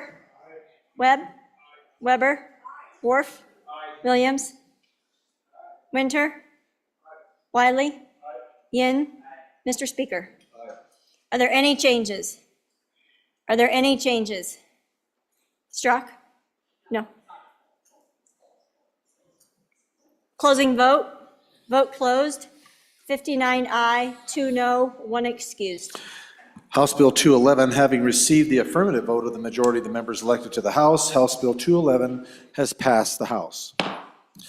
Okay, next bill for our consideration, House Bill 228. House Bill 228, sponsored by Representative Knapp. Prohibition on private funds for conducting elections. An act relating to elections being enacted by the legislature of the state of Wyoming. We have amendments, or an amendment. Representative Sherwood, please proceed. Thank you, Mr. Speaker, and thank you, Body. I move third reading amendment number 1 to House Bill 228 and ask for your favorable consideration. I think this concern or question came up during the committee hearing on this bill, and I'm hoping that the amendment sort of fixes my concern. So in my community, oftentimes at a community festival or farmers market or our local museum, there's opportunity and invitations for voter information booths to be set up. And usually these are done as an in-kind exchange for space. So for example, on the day that we commemorate the first woman voting in Wyoming, our nonprofit opens up its doors, has a celebration, and invites the clerks to come and do voter outreach and education. So I was concerned that the carve out for when this subsection shall not apply It carves out for food, which I think is great. So we want to make sure we're providing meals and food and pizza to our election workers, but that the carve out didn't include an in-kind donation of a facility, so a community space at an event. So on page 2, this adds the language that allows for facilities or booth space to be provided or donated in support of voter registration, voter education, voter outreach, as long as that is conducted by an elected official, so our clerks, not myself, not an advocacy group, not a PAC, but our clerks. So with that, I will ask for your consideration. Thank you, Representative. Representative Knapp, Chairman Knapp, first time. Mr. Speaker, thank you. This amendment unfortunately would go right against the very essence of the bill. So if we can look back, we see $350 million being instigated into an election, nearly 2,500 election offices. And when you look at the deep dive that they did going backwards into the data that was available, these funds were largely requested for get out the vote efforts. They were influencing voters to turn out in favor of a specific party from private funds. And so while we look at rental space as being somewhat innocuous, it is exactly what we're talking about. If the clerks need a space to do voter outreach, they should rent that space. They shouldn't be given that space from a private party who could be influencing either side of an election.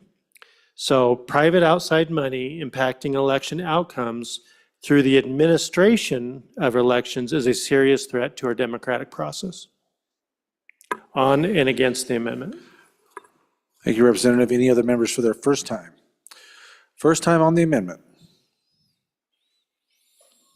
No one? Okay, second time? Representative Knapp, you second time, Representative Sherwood.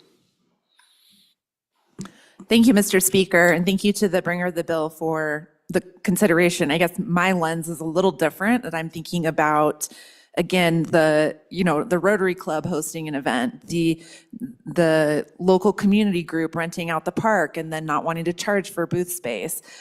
So yes, some people have called me a Pollyanna because I always look at the best in a situation. And again, this amendment is really about not prohibiting our local nonprofits or community groups from offering free space to our clerks to engage in voter outreach. So vote your conscience. Members, you're voting on third reading amendment number 1 to House Bill 228. All those in favor signify by saying aye. Aye. All those opposed, no. No. The amendment has not been adopted. House Bill 228, having been read 3 separate times, the question is, shall the bill pass? Chief Clerk, will please call the roll. Allemand? Andrew? Angelos? Banks? Bear? Brady? Bratton? Brown? Gary? Brown Landon? Byron? Campbell Elisa? Campbell Elisa? Campbell Kevin? Chestick? Clouston? Connolly? Davis? Eklund? Erickson? Filer? Geringer? Guggenmoss? Harrelson? Harshman? Heiner? Heft? Jarvis? Johnson? Kelly? Knapp? Larson Lloyd? Larson JT? Lawley? Lean? Locke? Lucas? McCann? Nicholas? Ottman? Pendergraft? Posey? Provenza? Riggins, excused. Rodriguez Williams? Schmid? Sherwood? Singh? Smith? Storer? Strzok? Stivar? Tarver? Thayer? Thayer? Washut? Wasserberger? Webb? Weber? Worf? Williams? Winter? Wiley? Yin? Mr. Speaker, are there any changes? Are there any changes? Wasserberger? Are there any changes? Closing vote. Vote closed. 57 aye, 4 no, 1 excused. House Bill 228, having received the affirmative vote of the majority of the members elected to the House, House Bill 228 has passed the House. Next bill for our consideration, House Bill 294. House Bill 294, sponsored by Representative Baer.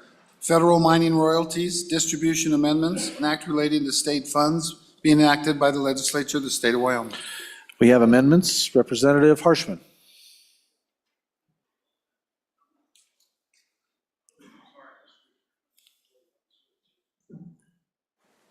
Mr. Speaker, I'd move to withdraw third reading amendment.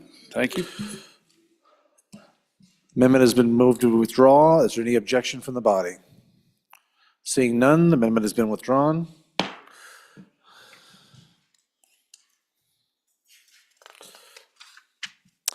House Bill 294, having been read 3 separate times, the question is, shall the bill pass? Chief Clerk, please call the roll. Allemand. Andrew. Angelos.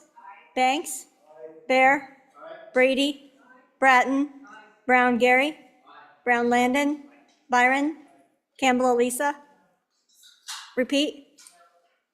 Campbell Kevin. Chestick. Clouston. Connolly. Repeat. Davis. Eklund. Erickson. Filer. Geringer. Guggenmoss. Haroldson. Harshman. Repeat. Heiner. Heft.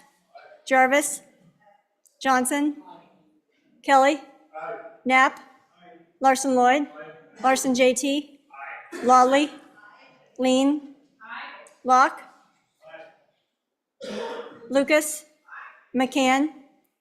Nicholas. Ottman. Pendergraft. Posey. Provenza. Riggins excused. Rodriguez Williams. Schmid. Sherwood. Singh. Smith. Storr. Strock. Stivar. Tarver. Thayer. Washut. Wasserberger. Webb. Weber. Worf. Williams. Winter. Wiley. Ian. Mr. Speaker. Are there any changes? Are there any changes? Clouston, no to aye. Further changes? Closing vote. Vote closed. 56 aye, 5 no, 1 excused. Members, House Bill 294, having received the affirmative vote of the majority of the members elected to the House, House Bill 294 has passed the House. Next bill for our consideration, House Bill 320. House Bill 320, sponsored by Representative Storer, Taxation and Revenue Task Force 2028, an act relating to the administration of government being enacted by the legislature of the state of Wyoming. We have amendments. Representative Washut. Thank you, Mr. Speaker. I move third reading amendment number 1 to House Bill 320 and ask your favorable consideration. So members, this task force is looking at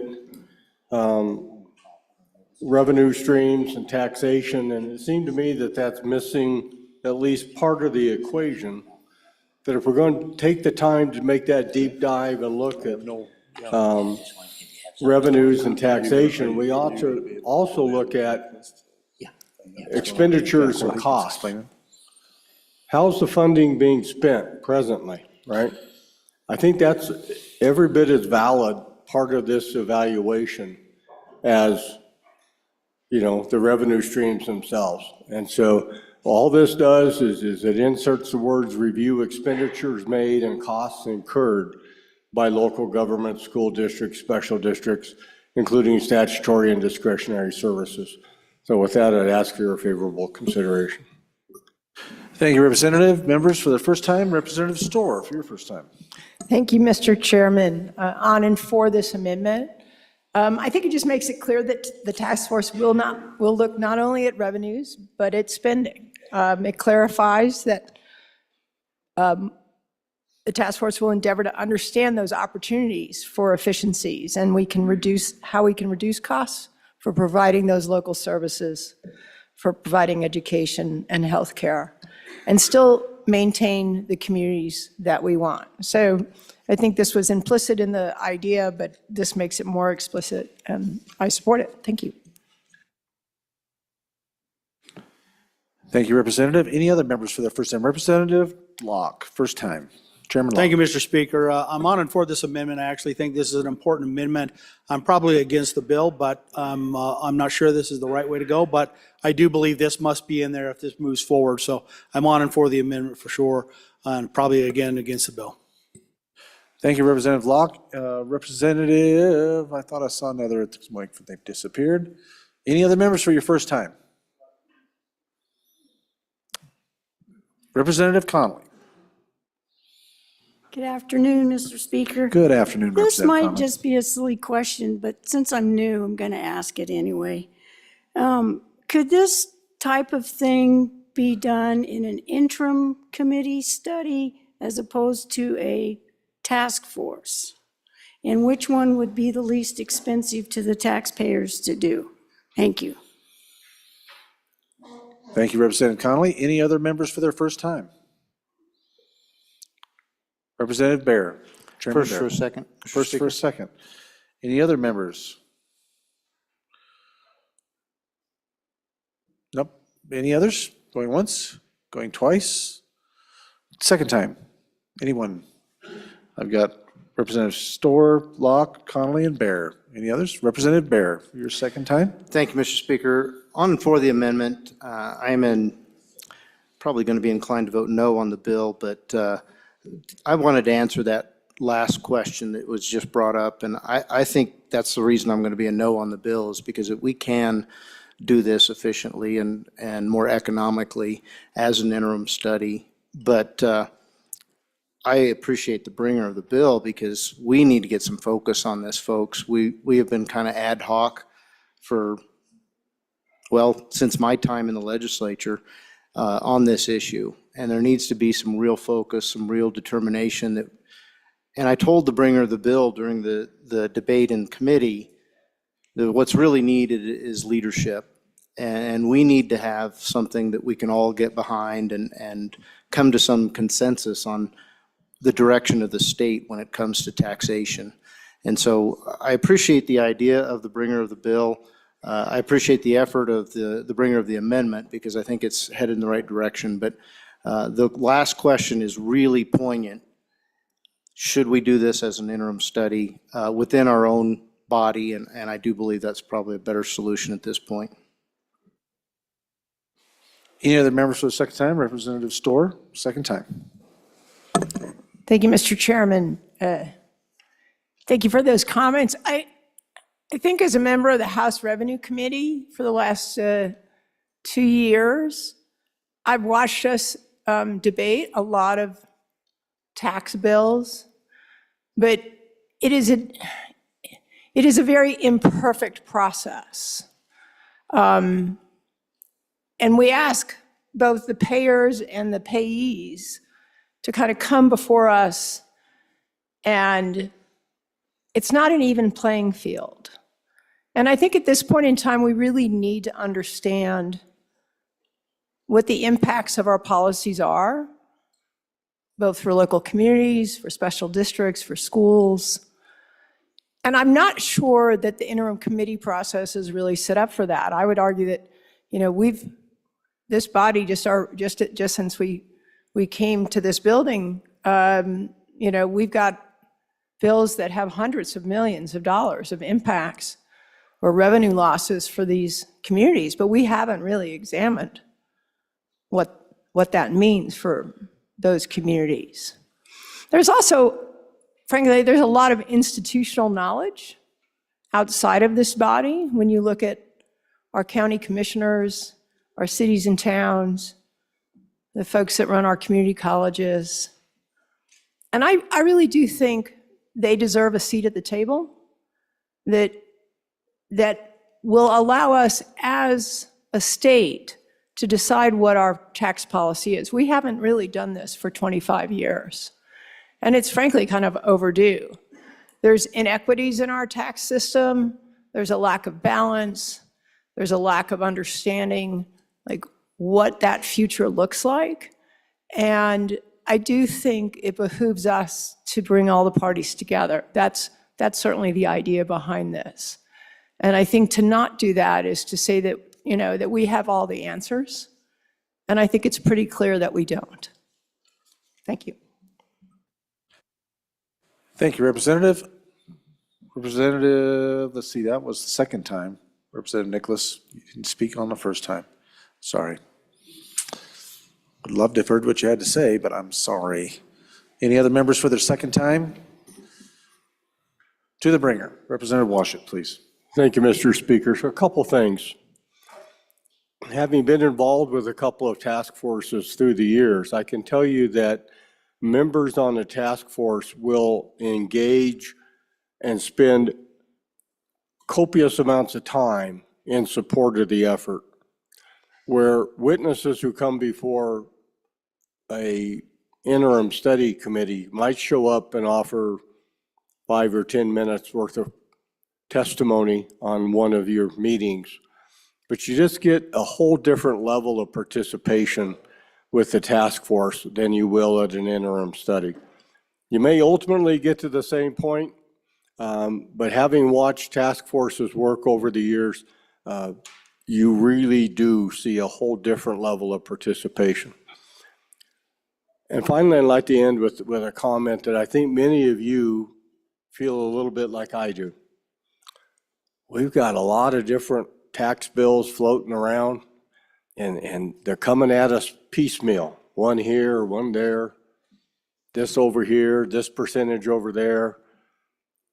And it's hard to get a sense holistically where we're going. What's the ultimate consequence of our actions and our votes? And so I think this task force really presents us with an opportunity to get that holistic look, get a lot of people with a lot of expertise invested in the effort, and help us come to a common understanding about what are our demands that we put on these agencies, are our revenues sufficient to meet those demands, and are we utilizing the resources we already have to their best advantage. On and for the bill, and certainly on and for this amendment, which makes it more better. Thank you, Representative. Body, you are being asked to decide on third reading amendment number 1 to House Bill 320. All those in favor signify by saying aye. Aye. All those opposed, no. Amendment has been adopted. House Bill 320, having been read 3 separate times, the question is, shall the bill pass? Chief Clerk, please call the roll. Allemand? No. Andrew? Aye. Angelos? No. Banks? Aye. Bear? No. Brady? No. Bratton? No. Brown Gary? No. Brown Landon? No. Byron? Aye. Campbell Elisa? No. Campbell Kevin? Aye. Chestick? Aye. Clouston? Aye. Connolly? Aye. Davis? Aye. Eklund? Aye. Erickson? Aye. Filer? Aye. Geringer? No. Guggenmoss? No. Haroldson? No. Harshman? Heiner? No. Heft? No. Jarvis? Aye. Johnson? No. Kelly? No. Knapp? No. Larson Lloyd? Aye. Larson JT? Aye. Lawley? Aye. Lean? No. Lean repeat? No. Locke? No. Lucas? No. McCann? Aye. Sorry, no. McCann? No. Nicholas? Aye. Ottman? No. Pendergraft? No. Posey? Aye. Provenza? Aye. Riggins excused. Rodriguez Williams? No. Schmid? No. Sherwood? Aye. Singh? No. Smith? No. Storer? Aye. Strock? No. Stivar? No. Tarver? No. Thayer? Aye. Washut? Aye. Wasserberger? No. Webb? No. Weber? No. Worf? No. Williams? Aye. Winter? Wiley? Yin? Mr. Speaker? Are there any changes? Campbell? Kevin? Aye to no. Further changes? Further changes? Closing vote? Vote closed. 25 aye, 36 no, 1 excused. House Bill 320, having failed to receive the affirmative vote of the majority of the members elected to the House, House Bill 320 has failed to pass the House.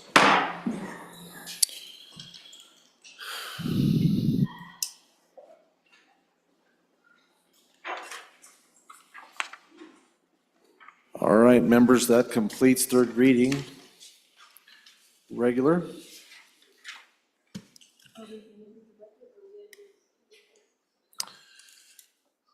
I think there's a desire. Do we have to, let's see. I think there's some interest in doing some discussion here about something very specific. Do we need to go ahead and move into the budget?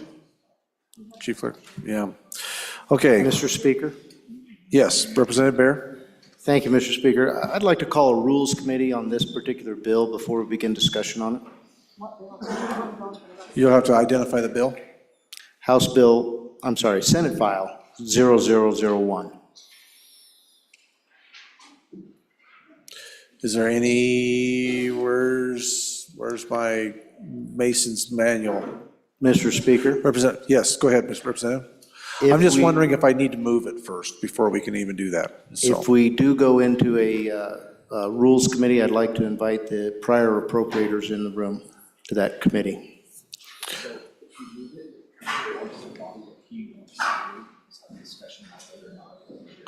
yeah, so we need to do this first.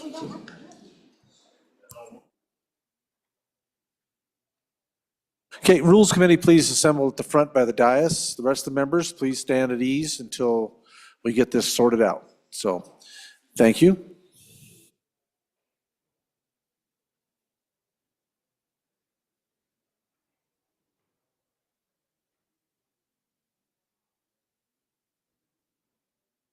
Yes, and any prior appropriators, please, we'd like to have you as a part of this conversation in front of the dais. Please come and join us.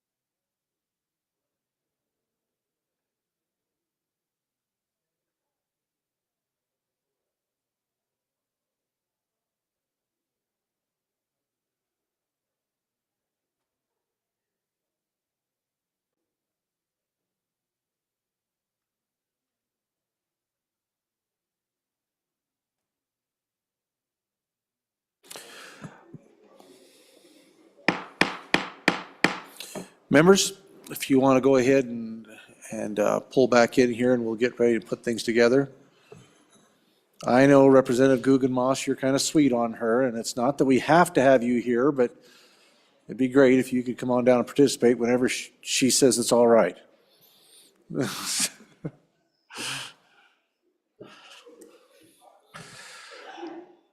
Okay, members, here's what we're looking at. We're going to be looking at the Senate budget, House Bill, or Senate File Number 1. And we've already done part of our reading where it says just read the script. And so now the Chairman of Appropriations will explain the differences of Senate File 1 to House Bill Number 1 and the amendments. Representative Bear, Chairman Bear, please. Thank you, Mr. Speaker. We're going to give a very quick brief on exactly what the other body's actions were.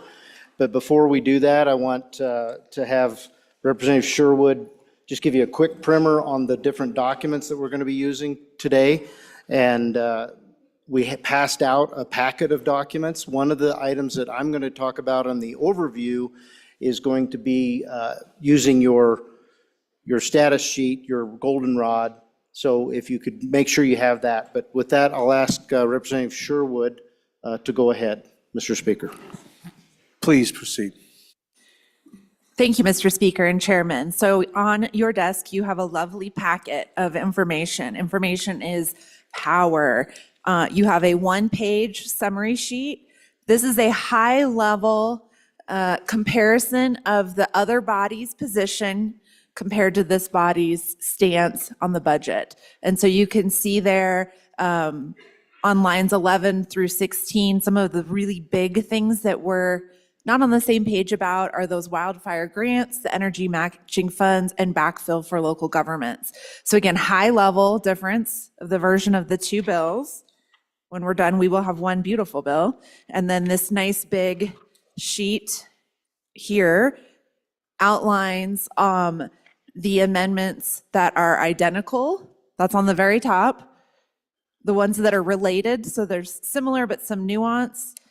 And then starting on page 2 and moving to page 3, these are the differences or unrelated. So as we go through our narrative, you can follow along on the sheet. I would encourage you to take notes. And then if you really want to dig into it, there is a packet of the Senate amendments so that you can dig into the language there if you want more clarity. And then this is our report. So this is what we're actually presenting to you today. It's a list of all of the amendments that the Senate adopted. Let me know if you have any questions. Seeing none, Mr. Speaker, may I proceed? You may. Go ahead. Thank you, Mr. Speaker. So we're going to start with that summary sheet. I'm going to go down line by line and just help you grasp this. And as I do it, I'm going to refer to your goldenrod, and I'll give you a page number and a line number where you can find the same information on your goldenrod. It's a great educational opportunity to see how these documents work together. So first of all, to describe this document a little bit better, you see the House position in the middle column, the Senate position, and then the differences between the two on the far right. And just starting at line number 1, we talk about the number of amendments. This body passed 19 amendments. The Senate passed 28 for a difference of 9 amendments. Number of mirror amendments were 5. So both had exactly 5 that were exactly the same. And when we go into a conference committee to discuss the differences, those are off the table on our first conference committee. So those are set in the budget now, so to speak. Line 3, you'll see we have a general fund appropriations. And so these are many of the small amendments that we passed and that the Senate passed. And you can see a grand total of almost $6 million in the House side. And you can see just over 9.1 million in the Senate for a difference of 3.1 million. And now on your goldenrod, if you go to page 2, line 35, you will see that $3.1 million difference. So on line 35, it's labeled as 2025 Senate File 1, House Bill 1, And as you go across the column there, you'll see JAC was at 66 million, and then we're at 72 million on the House column in the middle, and then it is 75 million in the Senate on line 35. That is that. And then that actually carries down to the grand total on 61 as well. So that $3.1 million difference is on the total in general fund. Going on to line 4, we have appropriations including contingent appropriations. And then in this, you'll see 77.9 million. And then you'll see 24 million for a difference of 53 million. We were 53 million higher. And then BRA reversion. This is the $100 million that was taken from the governor's energy matching funds. So you'll see we're at zero. The Senate is a negative 100 million for a difference of 100 million there. All right, then moving on to line 6, you have the LISRA appropriations over JAC, excluding budget balancer. And you'll see 40 million in the House and 100 million in the Senate for a difference of 60 million. That, to be more exact, is the difference between our fire mitigation plans. If you recall, we passed a third reading amendment that said that 60% of the 100 million that we authorized would be loans and $40 million of that 100 million would be grants. On the Senate side, it was $100 million in grants, and the difference is that $60 million. All right, going on to line 7, you'll see there's 163,500 in the House and 2.2 million in the Senate. You can find this on page 4, line 65 of your goldenrod. Page 4, line 65. And this is your school foundation program. And so the difference here is action that we took in the Department of Education for charter schools. There was one position that the executive had installed during the interim, and your JAC had defunded that position as part of our actions. And then on the floor, we reinstalled that position, and we did it as an AWAC on our amendment here in the House, and our colleagues across the aisle or across the building did that as an FTE. And so that's part of that. And then they're also funding within charter schools. They have an amendment that does not match one of ours, and that's to fund transportation and special education within the charter school system. So there's an additional $2 million for that. All right, moving on down to line number 8 on your summary. You'll see there's $401,504 in the House, 0 in the Senate for a difference of $401,504. And this, if you go to your Water 1, you'll find that on page 6, line 22, and also in the total at line 31. So page 6 is your Water 1, 2, and 3. Again, line 22. When I'm saying page and line number, I'm talking about the goldenrod. So this on the very back of your goldenrod. You can see that $401,000 in the center column under House. And what that is we put into the Department of Engineering, we put 3 positions and we put some other dollars for the Colorado River project. So we took that action, the Senate did not take that action. You're going to hear this again as we go through that large sheet as well. All right, and then moving down, we have the all fund appropriations. You can see a total there. This body had a total of $119,415,820 that we added to the JAC position. The Senate added $228,766,000 for a difference of $109 million.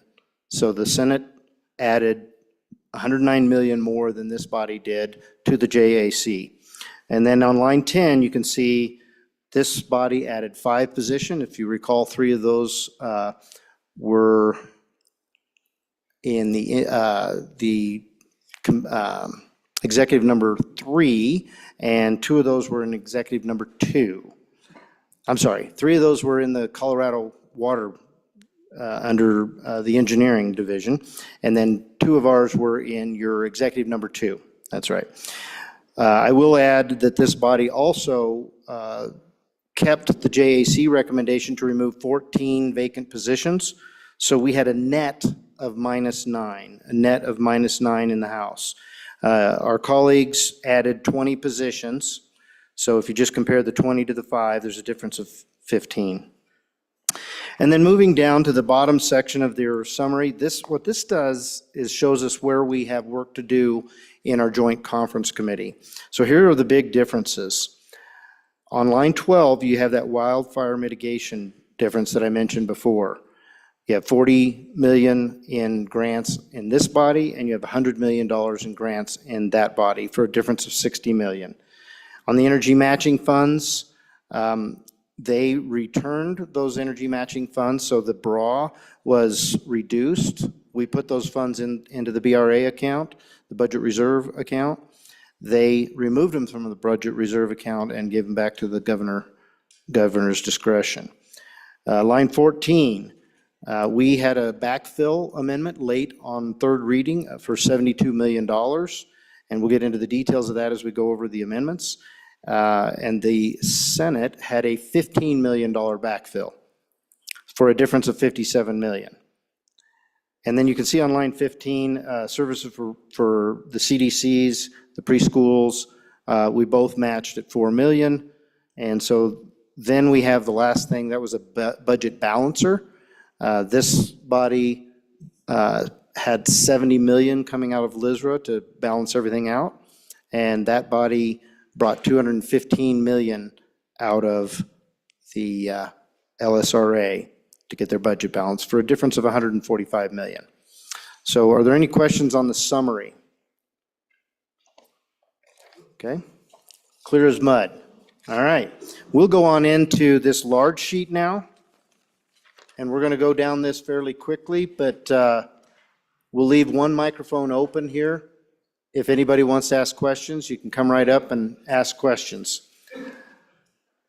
So, Representative Pendergraft, if you'd like to begin, please. At the top, we're beginning at the top of this sheet, page 1. Certainly. So this is the big summary sheet, big spreadsheet that you got there.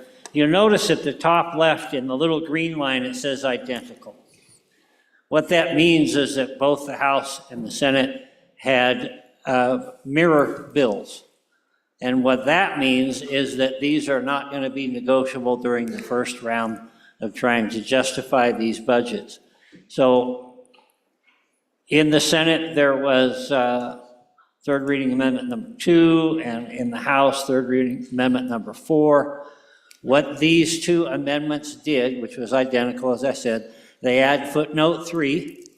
They specify that a portion of the general fund's appropriation may be used in order for the Department of A&I to report to the JAC of all FTE and PTE authorized to work from alternate locations, including total days employees worked at alternate locations.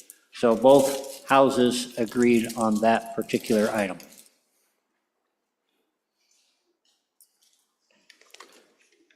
Seeing no questions on that, Mr. Speaker.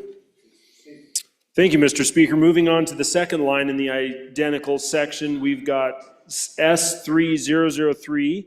That's the Senate amendment, and then House 3007. That's the House amendment. This is the Department of Agriculture. If you guys remember, this would be the cost allocations that came in the 2023 into 2024 budget that would have done massive increases to these different Department of Ag sub-departments for cost allocations to the tune of $171,621. We decreased that, bringing us back into alignment with what it was prior to 2023. And as we move forward, we'll have a discussion of how that will increase in the future, but not maybe to that extreme percentage amount. And so we agreed, House and Senate, on this these two amendments that would have brought that number back down to what we had prior to that cost allocation.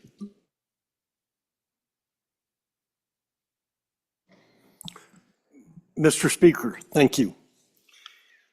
Under the identical steel, the Senate amendment is H2005. The House amendment is H2008. This is State Parks and Cultural Resources. And if you'll remember, we gave $35,000 to general fund and add footnote number 8 specifying that this one-time appropriation is for purpose of retrieving, developing, and curating a display for the 1893 Yellowstone National Forest Reserve Survey Party tree inscription. And both the Senate and the House was identical on this. Thank you, Mr. Speaker. Representative Smith, please proceed. All righty. We are moving on into the identical area where the Senate amendment was 2011A, which was also House 2019A. This was in regards to the Agency of Department of Health, and this increased $4 million of general funds. The Senate did add a footnote number 19 specifying that this appropriation is for the purposes of services to preschool children with disabilities. In addition, this appropriation shall be included in the standard budget for immediately succeeding the fiscal biennium. Mr. Speaker, if I may continue your. Please continue. Senate second reading amendment number 26 by Dockstetter and House second reading amendment 33 from Majority Floor Leader. Large project energy matching funds. We both chambers added a footnote that says this, adds subsections H and J specifying $10 million. S10 is for design and engineering of a project physically located within Wyoming that burns, combusts, or gasifies Wyoming coal. Additionally, appropriated funds will prioritize novel approaches to the mining and use of coal, rare earth minerals, critical minerals, and uranium. And those were matching both in the House and the Senate. And with that, we'll move on to related. So these are similar and could be debated in a joint conference committee, but are very close and could easily be matched up. And we'll start with Representative Angelos. Representative Angelos, please. Thank you, Mr. Speaker. So we're moving on to the green section where it says related. And the Senate position was to adopt S3001A, which deleted their second amendment, Senate or S2001, and this was for the $400,000. It increased the general funds, adds a footnote number 17, specifying that this appropriation is for the purposes of search and rescue operations. This appropriation shall be included in the standard budget for immediately succeeding the fiscal biennium. And the difference is the first amendment that the Senate had, it came out of the tourism fund, and the second amendment that deleted it is directing it out of the general fund. So that's the difference. Thank you, Mr. Speaker. And Mr. Speaker, I'll go on with the following amendment. The Senate adopted third reading amendment 13, which struck second amendment 22, and in the House, it was matched up very closely with House Amendment 3003, third reading number 3, which also, there was the only one, and that was a Bear amendment.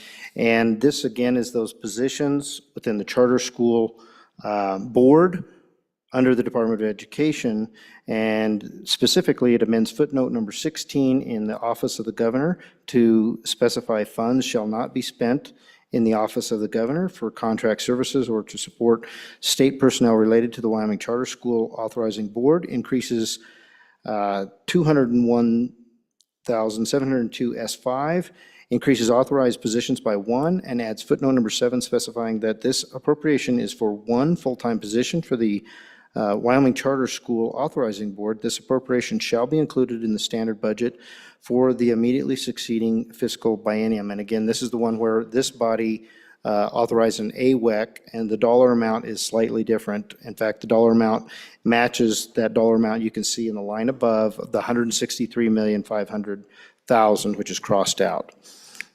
And with that, I'll move on to, are there any questions thus far? Just looking across the room, seeing none. We'll move on to third reading amendment 30, and that matches up with House third reading amendment 44. And these folks are just technical corrections that we made as we were rushing through and doing 41 amendments in the second reading and 41 minutes in the third reading, and our staff went through and found technical errors, and those were all corrected in those amendments. And so there will likely be a little bit more of that as we go on and match things up between the two bodies. So we'll now change to page 2. And Mr. Speaker, if I may, we'll go ahead and start with third reading amendment number 6 in the Senate, which matches up somewhat with House second reading amendment 12. And this is the State Engineer's Office.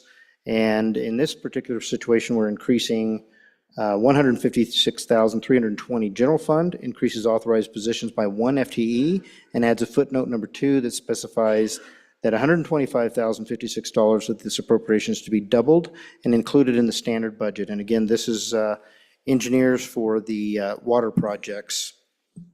And with that, I'll turn it over to, we have Representative Sherwood. Representative Sherwood, proceed. Thank you, Mr. Speaker. Just a little more context on that one. So while the body down the hall restored 1 FTE, we went ahead and restored the chief executive's recommendation for 3 FTE, and we included funding for the North Platte water monitoring. So there's some nuance in the difference between each side. And Mr. Speaker, with that, I'll turn it over to Representative Harrelson. Representative Harrelson, proceed. Thank you, Mr. Speaker. So we're still on page 2 of your standing committee summary sheet, and we are going to look at Senate Amendment S2008A, as well as House Amendment 3017A. Body, this is the conversation we had about doing a loan and grant program, the 40-60 split loan grant program for rehabilitation of land that's been hit by fire.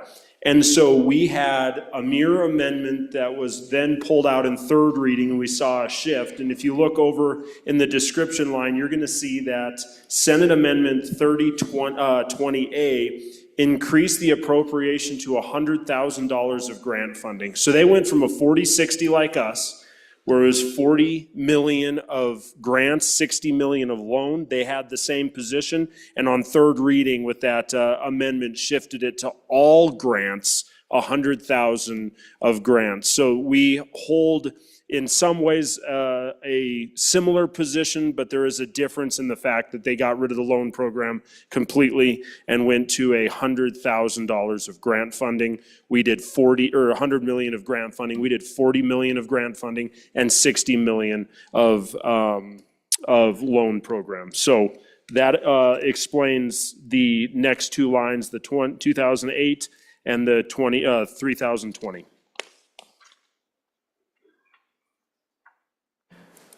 Mr. Speaker, seeing no questions, next we'll go to Representative Sherwood and Representative Smith to present the next line. Representative Sherwood.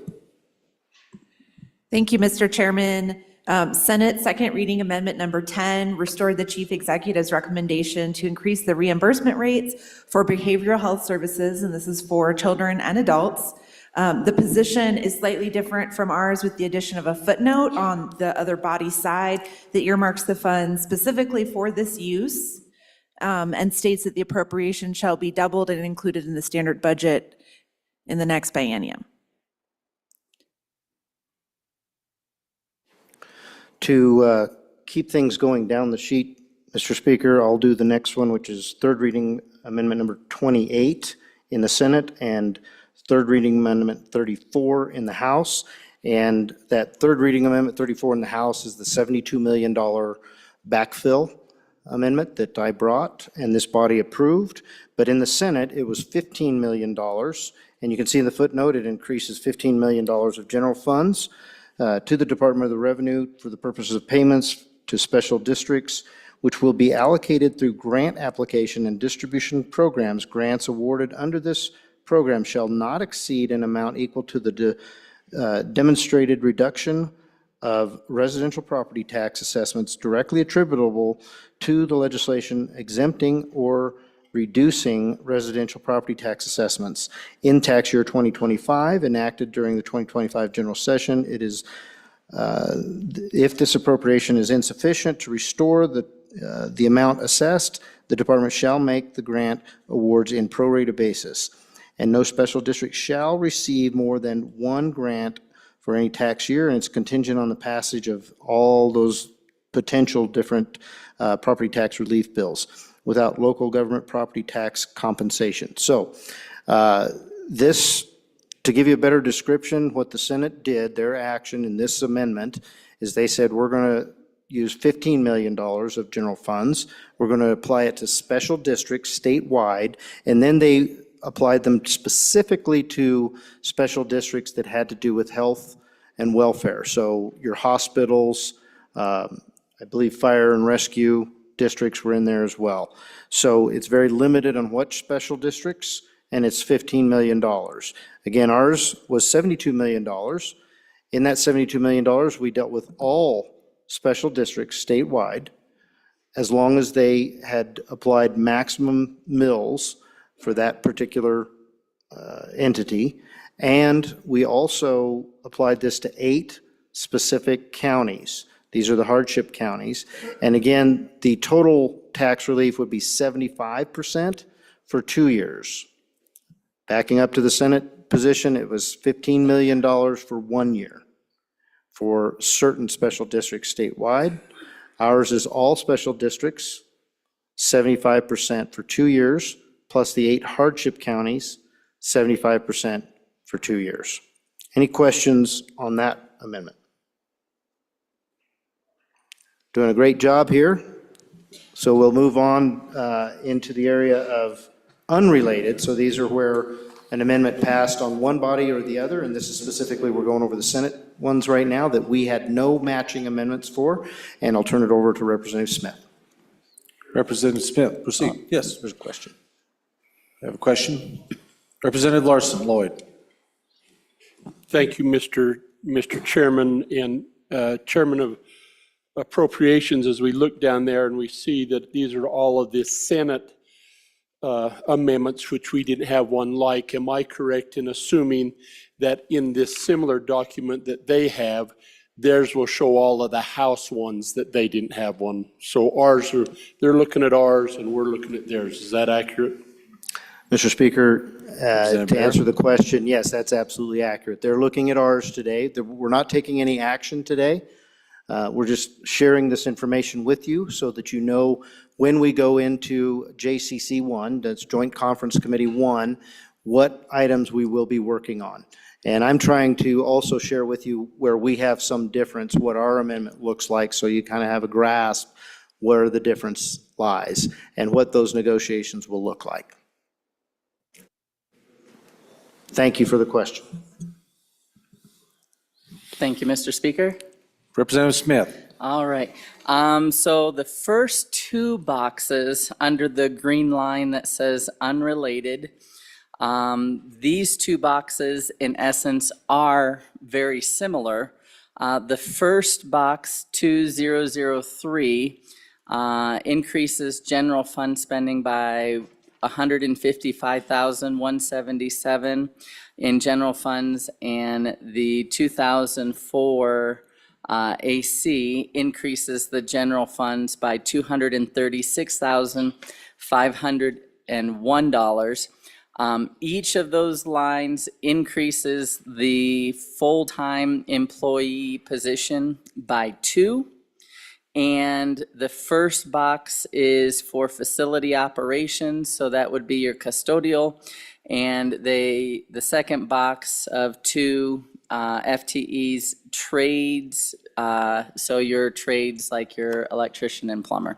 So those are 2 amendments that the House did not have a position on. Thank you, Representative Smith. Representative Sherwood, proceed. Thank you, Mr. Speaker. So this amendment description comes from your resident historian. So, nothing, okay. Senate second reading amendment number 6 allocated $10,000 in one-time general funds to our state parks to create an exhibit honoring the former Governor Stan Hathaway to be displayed on the first floor lobby of the Hathaway Building. Thank you, Representative. Chairman Bear. Oh, got a little bit more. Representative Sherwood, please. Thank you.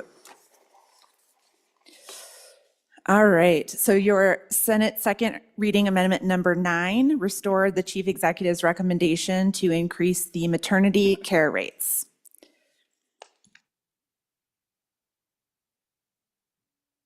Thank you, Mr. Speaker. We're keeping it at the same podium. Representative Smith, please All proceed. right, thank you.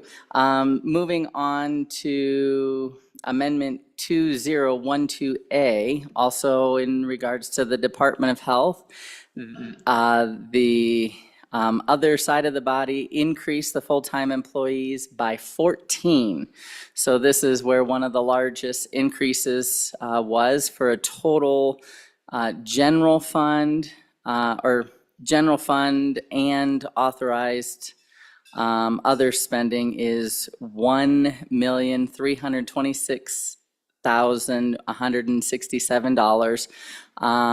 And it reverses the JAC's recommendation.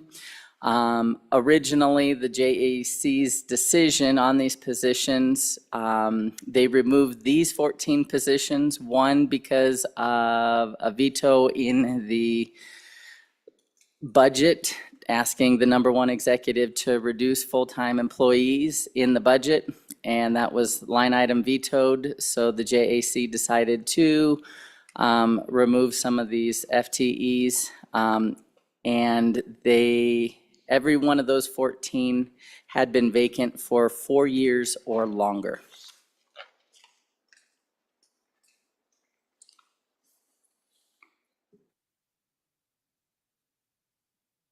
Representative Sherwood. Thank you, Mr. Speaker. The Senate's second reading amendment number 12 undoes, apologies. I am looking one down here at our tourism folks. Senate second reading amendment number 16 restores the chief executive's recommendation for market pay salary adjustment for tourism employees.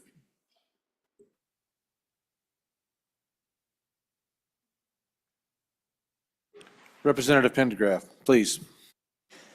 Thank you, Mr. Speaker. We are near the bottom of page 2. We're looking at Senate second reading amendment number 18 regarding the University of Wyoming. This amendment increased from the general fund $500,000. It added footnote number 16 specifying this one-time appropriation is for purposes of the University of Wyoming Center for Blockchain and Digital Innovation, provided that the university develops software as specified for the Secretary of State's office that would allow initial business entity formation amendments and other such like. I'm sure you can read the rest of that for yourself. And just to put things in perspective, that same $500,000 would buy about 15 seconds on the Super Bowl.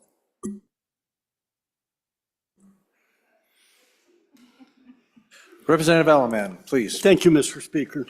Remember, folks, this is all unrelated. The Senate Amendment 2019, Agency Number 70, Enhanced Oil Recovery. We as a body decided not to give this committee anything. The Senate went ahead and gave them $279,401. So it increased $279,401 from the general funds, and add footnote number 1 specifying that this appropriation is for Enhanced Oil Recovery Institute technical outreach and researching staff. This appropriation shall be doubled and included in the standard budget for the immediate succeeding fiscal biennium. Mr. Speaker, if I may, we're going to go ahead and turn to page 3, everyone. Representative Bear. Thank you, Mr. Speaker, and I'll turn it over to Representative Angelos. Representative Angelos. Thank you, Mr. Speaker. All right, on page 3, on the very first amendment, Senate second reading amendment 20, the Senate position was to amend the JAC's position, which was to go with the governor's rec. So your JAC wanted to go with the governor's rec, which was to deny this position. The Senate's position was to restore it. So this increases $93,233 out of funds out of the retirement account, and adds footnote number 2, specifying that this appropriation is for purposes of the advancement of 1 analyst to senior analyst and 1 senior analyst to investment officer. This appropriation shall be doubled and included in the standard budget for the immediate succeeding fiscal biennium, and it restores the Wyoming Retirement System's request. Again, the governor denied it, and the JAC went with that. Thank you, Representative Angelos. Representative Sherwood. Man, you guys are just never know where you're going to pop up. Thank you, Mr. Speaker, trying to keep you on your toes. All right, guys, we're almost done here. So this is the Senate second reading amendment number 21. It provides $2 million from the School Foundation Program to the Department of Education to reimburse school districts for allowable expenses related to special education and transportation expended by a charter school. So this will help with cash flow when our school districts are reimbursing expenses to charter schools. Are there any questions? Thank you, Representative. Mr. Speaker. Thank you, Mr. Speaker. All right, so Senate third reading amendment 29 is the budget balancer. And I'll just give a little primer on this, folks. When we started this discussion, I mentioned that this is the year that whatever budget we put out will be a Senate file. It's going to be Senate file number 1. So when the final product comes out, it'll be Senate file number 1.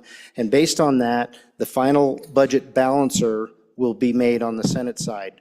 We had a preliminary budget balancer based on your JAC position of $70 million coming out of our rainy day account because we have expended all of our general funds. And that's the way our budget was designed in the previous year, so that we would expend those funds as they entered the account and that it would end up at a 0 balance. So when we have an emergency expenditure or an increase in this supplemental budget, we have to take out of that rainy day fund. The intent, whenever there's not enough extra funds, if you will, in the general fund based on new revenue streams that were unanticipated.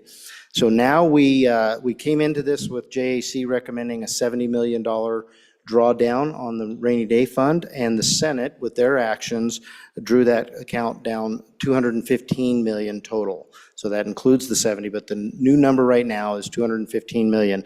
And this is just a placeholder, really. We're going to have to make more adjustments as we finalize the product of our supplemental budget. But that is the difference there of $145 million. And moving on,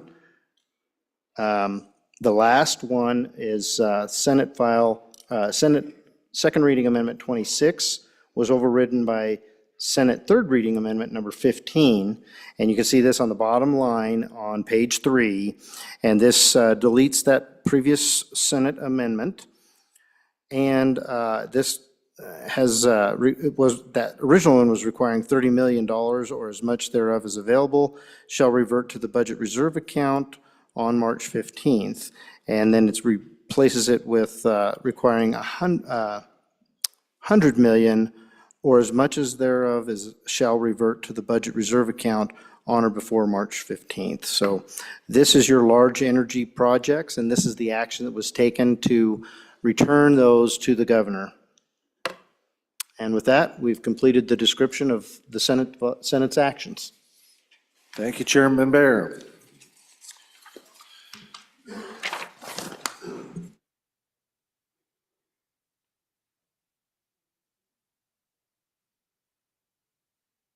Hey, you made it snow. Well done.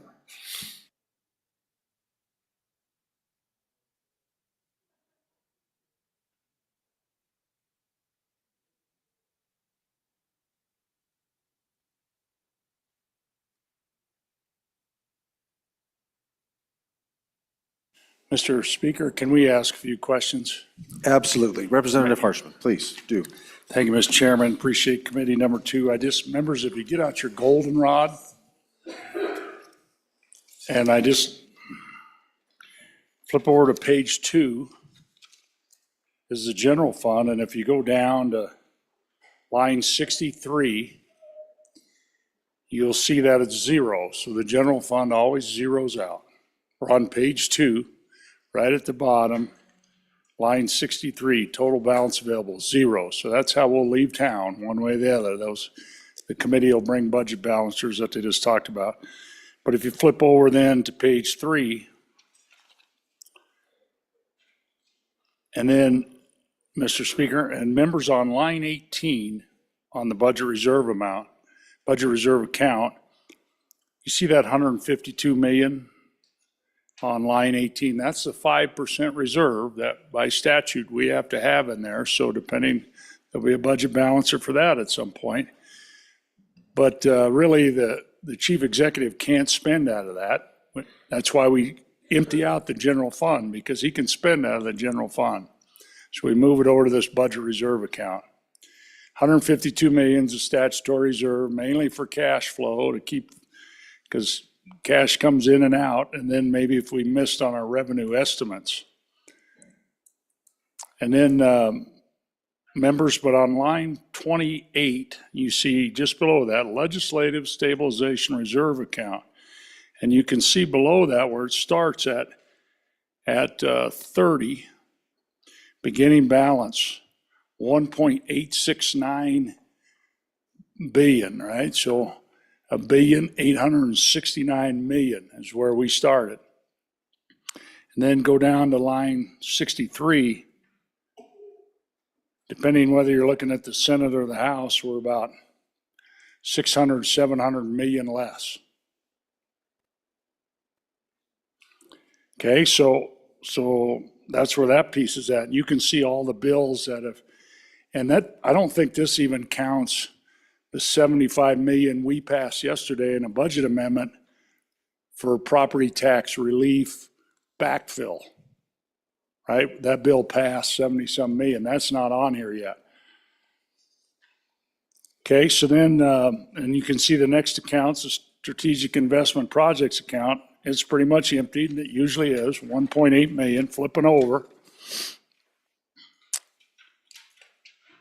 And then I think on the school foundation program, I guess this is the part I wanted to, on line 26. Now, it's written into statute that the school foundation program can borrow from the LSRA when there's a shortfall. And you can see on line 26, right now it's borrowing 112 million. Now, that's only the second time that has ever happened. And, you know, when we came in here, we had a surplus. And it's not the spending as much. There's been some serious revenue reductions and movements as well. So it's not only spending, but it's, you know, we took 70 million out of a stream out of the federal mineral royalties. There's other bills to reduce the spending policy amount. So we're going to borrow 112 million from the LSRA, only the second time in our history to do that. And so I just want to, we have, the last 4 or 5 years have been, because we've had all this federal money. Then we had the war in Europe, changed energy prices. And so our economy has been, the energy economy has been cranking, and then we had this federal money. And I think we did a really nice job. We didn't grow government like some states you read about are doing dramatic cuts. We offset that federal money with general fund money, and we built our permanent savings up to kind of weather the next storm. And it is going to be a cold week in the Midwest at the Windy City. That's going to be good for natural gas. But this stuff was always real close. And I just want to, the next couple of days, we're going to talk about property tax. That bill is going to cost $220 million. A lot of that's going to come out of the school foundation, which will then, there'll be less local sources, so then it's got to come from the LSRA. And the LSRA then, once it's down below 500 million, no more borrowing for schools. And then you start. So I just want to, Mr. Speaker, kind of, we've done some good stuff here, but we've spent a little too. And I know this will get cleared out in the next few days with our good appropriations in the conference committee, but I urge caution when we shrink revenue streams. Our revenue streams are pretty tight the way it is. And so thank you, Mr. Speaker, and committee number 2, thank you for all your work. And as that conference committee gets appointed, wish you all the best. It looks pretty close, actually. Should be able to get her done in a few minutes. So thank you, Mr. Speaker. Your lips to God's ears, Representative. Representative Bear. Thank you, Mr. Speaker. Thank you for the compliments and questions and comments. So, yes, we have been spending money. I'll remind the body that the governor's recommendation was for $750 million in this particular supplemental budget. Your JAC cut $235 million from that. Why did we do that? Well, I think what the previous speaker was talking about is one reason, but I think ultimately you can see based on the amendment brought on third reading of the budget from a member of your JAC, in fact, your chairman, who doesn't really like adding a lot of money to the budget, just to be honest with you all, a $72 million add to that budget. So what were the real purpose of those cuts? They were to provide tax relief, folks. And I can tell you from my constituents, and based on the results of the elections where tax opportunities were given to the voters, they were almost across the board rejected. I think that, plus what we all hear at the doorsteps and in town halls, it's pretty clear that our constituents have demanded that when we come here, we do something to take care of the tax relief from that bubble that happened from 2019, 2020 to today, that frankly, we tried to get it resolved last year with Senate File 54, which was vetoed, and the people are looking for that relief. So we've given this body some room in the budget to do that. Is it costing out of our LISRA? Yeah, that $750 million that the governor recommended would have cost out of our LISRA, and we're probably going to come in somewhere around there or below, but with tax relief, significant tax relief. So with that, I would just say we do need to watch our pennies so that the dollars will take care of themselves, and your JAC is very committed to that. I think it's excellent the way we came out very close to the Senate. We've got some big items that we need to negotiate, how we're going to deal with fire mitigation. That's, the biggest thing that we were supposed to do in this budget, because it is an emergency situation to take care of those ranches that were devastated by fire. And by the way, both in the governor's recommendation and in your JAC and with your actions, we have refilled all of those funds that were depleted fighting those fires last summer. And with any luck, we won't have to fight as many fires or spend as much money, but we're prepared to do so if we have to. So you can be proud of that accomplishment. Does it draw down our LISRA to do that? Yes, it does. And we're going to have to work at it as we go into the next budget season to ensure that we're living within our means. I think these short-term tax relief measures are something that we need to address, but I think we can all see that there's a potential of a long-term drastic change to our taxes. We've been discussing that on some bills, but we've also seen it in the potential ballot initiative coming.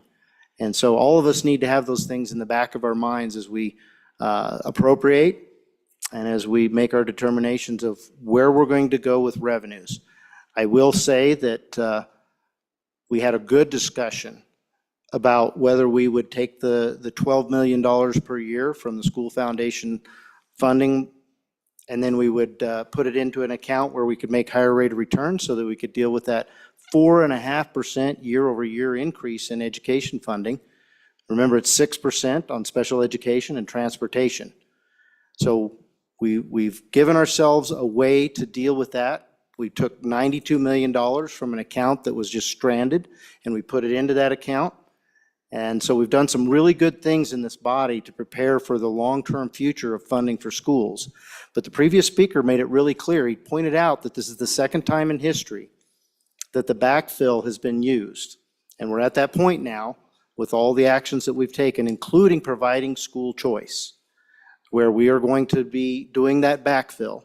It's $110 million, as you saw in the goldenrod, okay? But the point there that needs to be taken home and out to the public, and I want to say this clearly to both this body and to the public, that our schools are going to be 100% funded. They are going to be able to spend their block grant, and they are going to be funded 100%. Not one school is going to have any less money next year or the year after that based on the actions of this body, including the passing of a school choice bill. So we are funding it all. And remember, if a student happens to leave the public schools, they still have a 3-year running average where they get paid for that student. So honestly, we're going to have a bonus within our education funding based on the way we fund education. And I will remind this body of one other thing. In this budget, your JAC brought it to you and you approved it. An ECA, an external cost adjustment, which included raises for non-professional staff and professional staff. So we're not only funding it, we're funding it to a higher level than we've ever done before. And we're committed to continuing to do that. So I appreciate the work of this body to accomplish all those different things. And I think we're doing as best we can to balance those things. And you can be proud that we didn't increase the governor's recommendation. I hope that with the work with the other body, we'll come out even lower than the governor's recommendation. That would be my hope. And we'll work hard for you to try to accomplish that in joint conference. Thank you very much, Mr. Speaker. Thank you, Representative. Representative Pendergraft. Thank you, Mr. Speaker. I will be brief. I do want to thank the last two speakers. Point is well taken. But I would like you to turn just briefly to the goldenrod, page 4, line 61, and you'll see House Bill 259, the supplemental K through 12 school facilities appropriation. You remember several times in the discussion on that bill, I urged a little bit of caution. I urged that we maybe take the foot off the brake a little bit, or off of the gas a little bit. That's why. That's how close it is. Now, I'm not saying y'all made the wrong decision. I'm thoroughly satisfied with what has come out of this House, what has come out of this chamber. But as you go home, as you're an appropriator, and you go home and you speak to your people, I want you to understand the balance. Yes, we want to be able to provide tax relief, but we can't have everything. Can't have your cake and eat it too. And I'll leave you with just this brief retelling. Talked to a small town mayor in Sheridan County. And he said, we've got to have money for this. We've got to have money for this. We've got to have money for that. We have to have money for this. But we also have to have tax relief. It's killing us. Folks, we walk a tight line. And thank you for your tremendous work. I appreciate being allowed to be a part of it.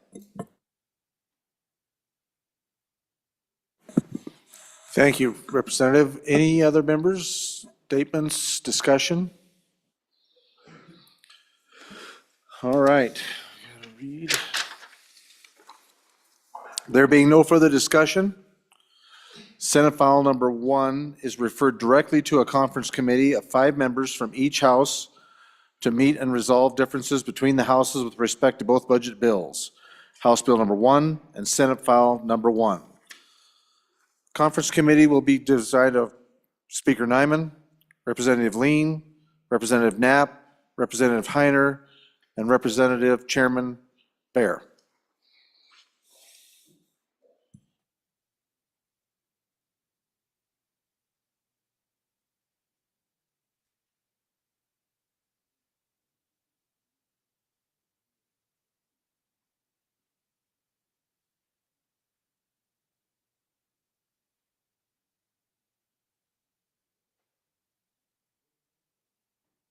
Else, we do have messages from the Senate, so we'll take those messages from the Senate.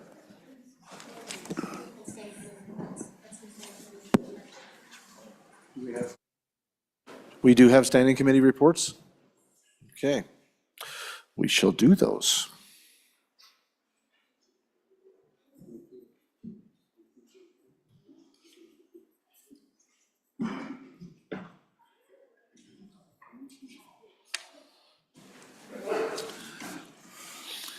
Senate Joint Resolution 3, sponsored by Senator Nethercott, commemorating Nellie Taylor Ross. Mr. Speaker, your committee number 6, Travel, Recreation, Wildlife, and Cultural Resources, to whom is referred Senate Joint Resolution 3, commemorating Nellie Taylor Ross, respectfully report same back to the House with the recommendation that do pass. Ayes, Representatives Byron, Campbell, Connolly, Harshman, Jarvis, Provenza, Storer, Thayer, Wharf. Representative Byron, Chairman. Senate File 32, sponsored by Transportation, Unpaved Roads, Speed Limits Amendments. Mr. Speaker, your committee number 8, Transportation, Highways, and Military Affairs, to whom is referred Senate File 32, Unpaved Roads, Speed Limits Amendments, respectfully report same back to the House with the recommendation to do pass with the following amendments. Ayes, Representatives Banks, Brown, Larson, Nicholas, Posey, Tarver. Noes, Representatives Geringer, McCann, Wiley. Representative Brown, Chairman. Senate File 42, sponsored by Senator Garou, Resort Hotel Liquor Licenses and Act relating to alcoholic beverages. Mr. Speaker, your committee number 6, Travel, Recreation, Wildlife, and Cultural Resources, to whom is referred Senate File 42 engrossed, Resort Hotel Liquor Licenses, respectfully report same back to the House with the recommendation do pass with the following amendments. Ayes, Representatives Byron, Campbell, Connolly, Harshman, Jarvis, Provenza, Storer, Thayer, Wharf. Representative Byron, Chairman. Senate File 48, sponsored by Revenue, Business Property Exemption, an act relating to taxation and revenue. Mr. Speaker, your committee number 3, Revenue, to whom is referred Senate File 48, Business Property Exemption. Respectfully report same back to the House with the recommendation to do pass. Ayes, Representatives Campbell, Lean, Locke, Lucas, Stivar. Noes, Representatives Brown, Storer, Wharf. Excused, Representative Riggins. Representative Locke, Chairman. Senate File 25, sponsored by Transportation, Electronic Lien and Title System, an act relating to motor vehicles.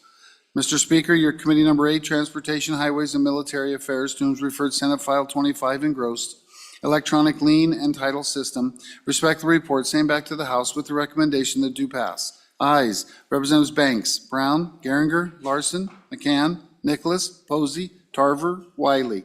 Representative Brown, Chairman. Senate File 49, sponsored by Revenue, Tangible Personal Property Index Depreciation, an act relating to ad valorem taxation. Mr. Speaker, your committee number 3, Revenue, to whom is referred Senate File 49 engrossed, Tangible Personal Property Index and Depreciation, respectfully reports same back to the House with the recommendation to do pass with the following amendments. Ayes, Representatives Brown, Campbell, Lean, Locke, Lucas, Stivar, Wharf. Noes, Representative Storer. Representative Riggins, excused. Representative Locke, Chairman. Senate File 63, sponsored by Senator Crago, State Lands Fencing 2, an act relating to state lands.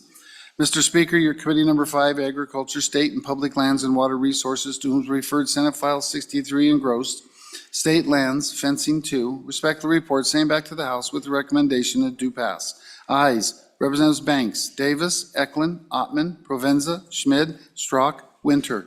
Noes, Representative Johnson. Representative Winter, Chairman. Senate File 64, sponsored by Senator Steinmetz. Wyoming opposes mandatory electronic ID devices, livestock, an act relating to agriculture.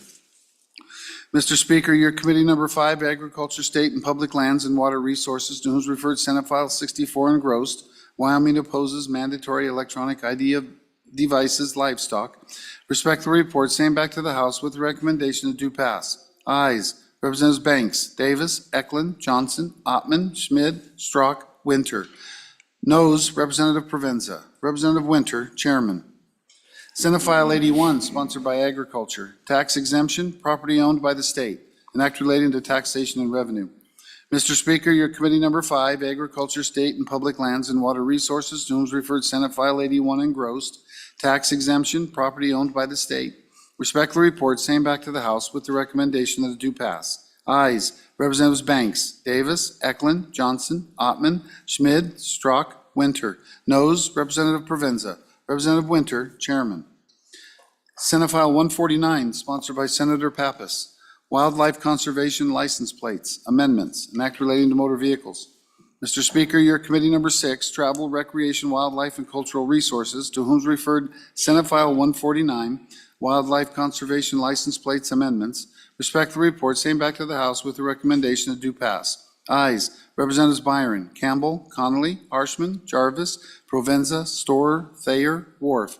Representative Byron, Chairman. Thank you. Any committee announcements? Messages. Oh, sorry, I tried to jump ahead a little bit there. I did it once, now we're going to go back. Messages from the Senate. Thank you, City Clerk. Message number 262. Mr. Speaker, the bill listed below passed the Senate on third reading by the vote indicated. Senate File 164, parimutuel rodeo definitions. Ayes 17, noes 13, excused 1. Message 263. Mr. Speaker, the bill listed below passed the Senate on third reading in an amended form by the vote indicated. Senate File 169, strategic investments and projects account repeal. Ayes 29, noes 1, excused 1. Message 264. Mr. Speaker, the bill listed below passed the Senate on third reading in an amended form by the vote indicated. Senate File 175, unemployment insurance coverage, period, and reporting. Ayes 24, noes 6, excused 1. Message 265. Mr. Speaker, the bill listed below passed the Senate on third reading by the vote indicated. Senate File 179, sage grouse compensatory mitigation amendments. Ayes 30, excused 1. Message 266. Mr. Speaker, the bill listed below passed the Senate on third reading in an amended form by the vote indicated. Senate File 22, ground for termination of parental rights guardianship. Ayes 19, noes 11, excused 1. Message 267. Mr. Speaker, the bill listed below passed the Senate on third reading by the vote indicated. Senate File 157, Department of Family Services, confidentiality amendments 2. Ayes 22, noes 8, excused 1. Message 268. Mr. Speaker, the bill listed below passed the Senate on third reading by the vote indicated. Senate Joint Resolution 8, political expenditures. Ayes 17, noes 13, excused 1. Sincerely, Ellen Thompson, Senate Chief Clerk. Thank you, Reading Clerk. Now that does that. Next, we'd like to ask for any committee announcements. Representative Chairman Andrew, number 4, Education. Thank you, Mr. Speaker. Your committee number 4, Education, will meet Wednesday, February 12th upon noon recess to hear 3 bills. Senate File 73, Charter School Funding Amendments, Senate File 131, Charter School Leasing, and Senate File 13, Reading Assessment and Intervention Amendments. Thank you. Thank you, Chairman. Chairman Washit, number 1, Judiciary. Thank you, Mr. Speaker. Your committee number 1, Judiciary, will meet tomorrow morning at 8 a.m. in our usual room, E001. We'll hear 2 bills. Senate File 77, engrossed, compelled speech is not free speech, and Senate File 6, engrossed, residential property removal of an unlawful occupant. Thank you, Chairman Washit. Vice Chair Pendergraft, number 2, Approps. Thank you, Mr. Speaker. Your House Appropriations Committee number 2 will be tomorrow upon noon recess, room E01 upstairs and online.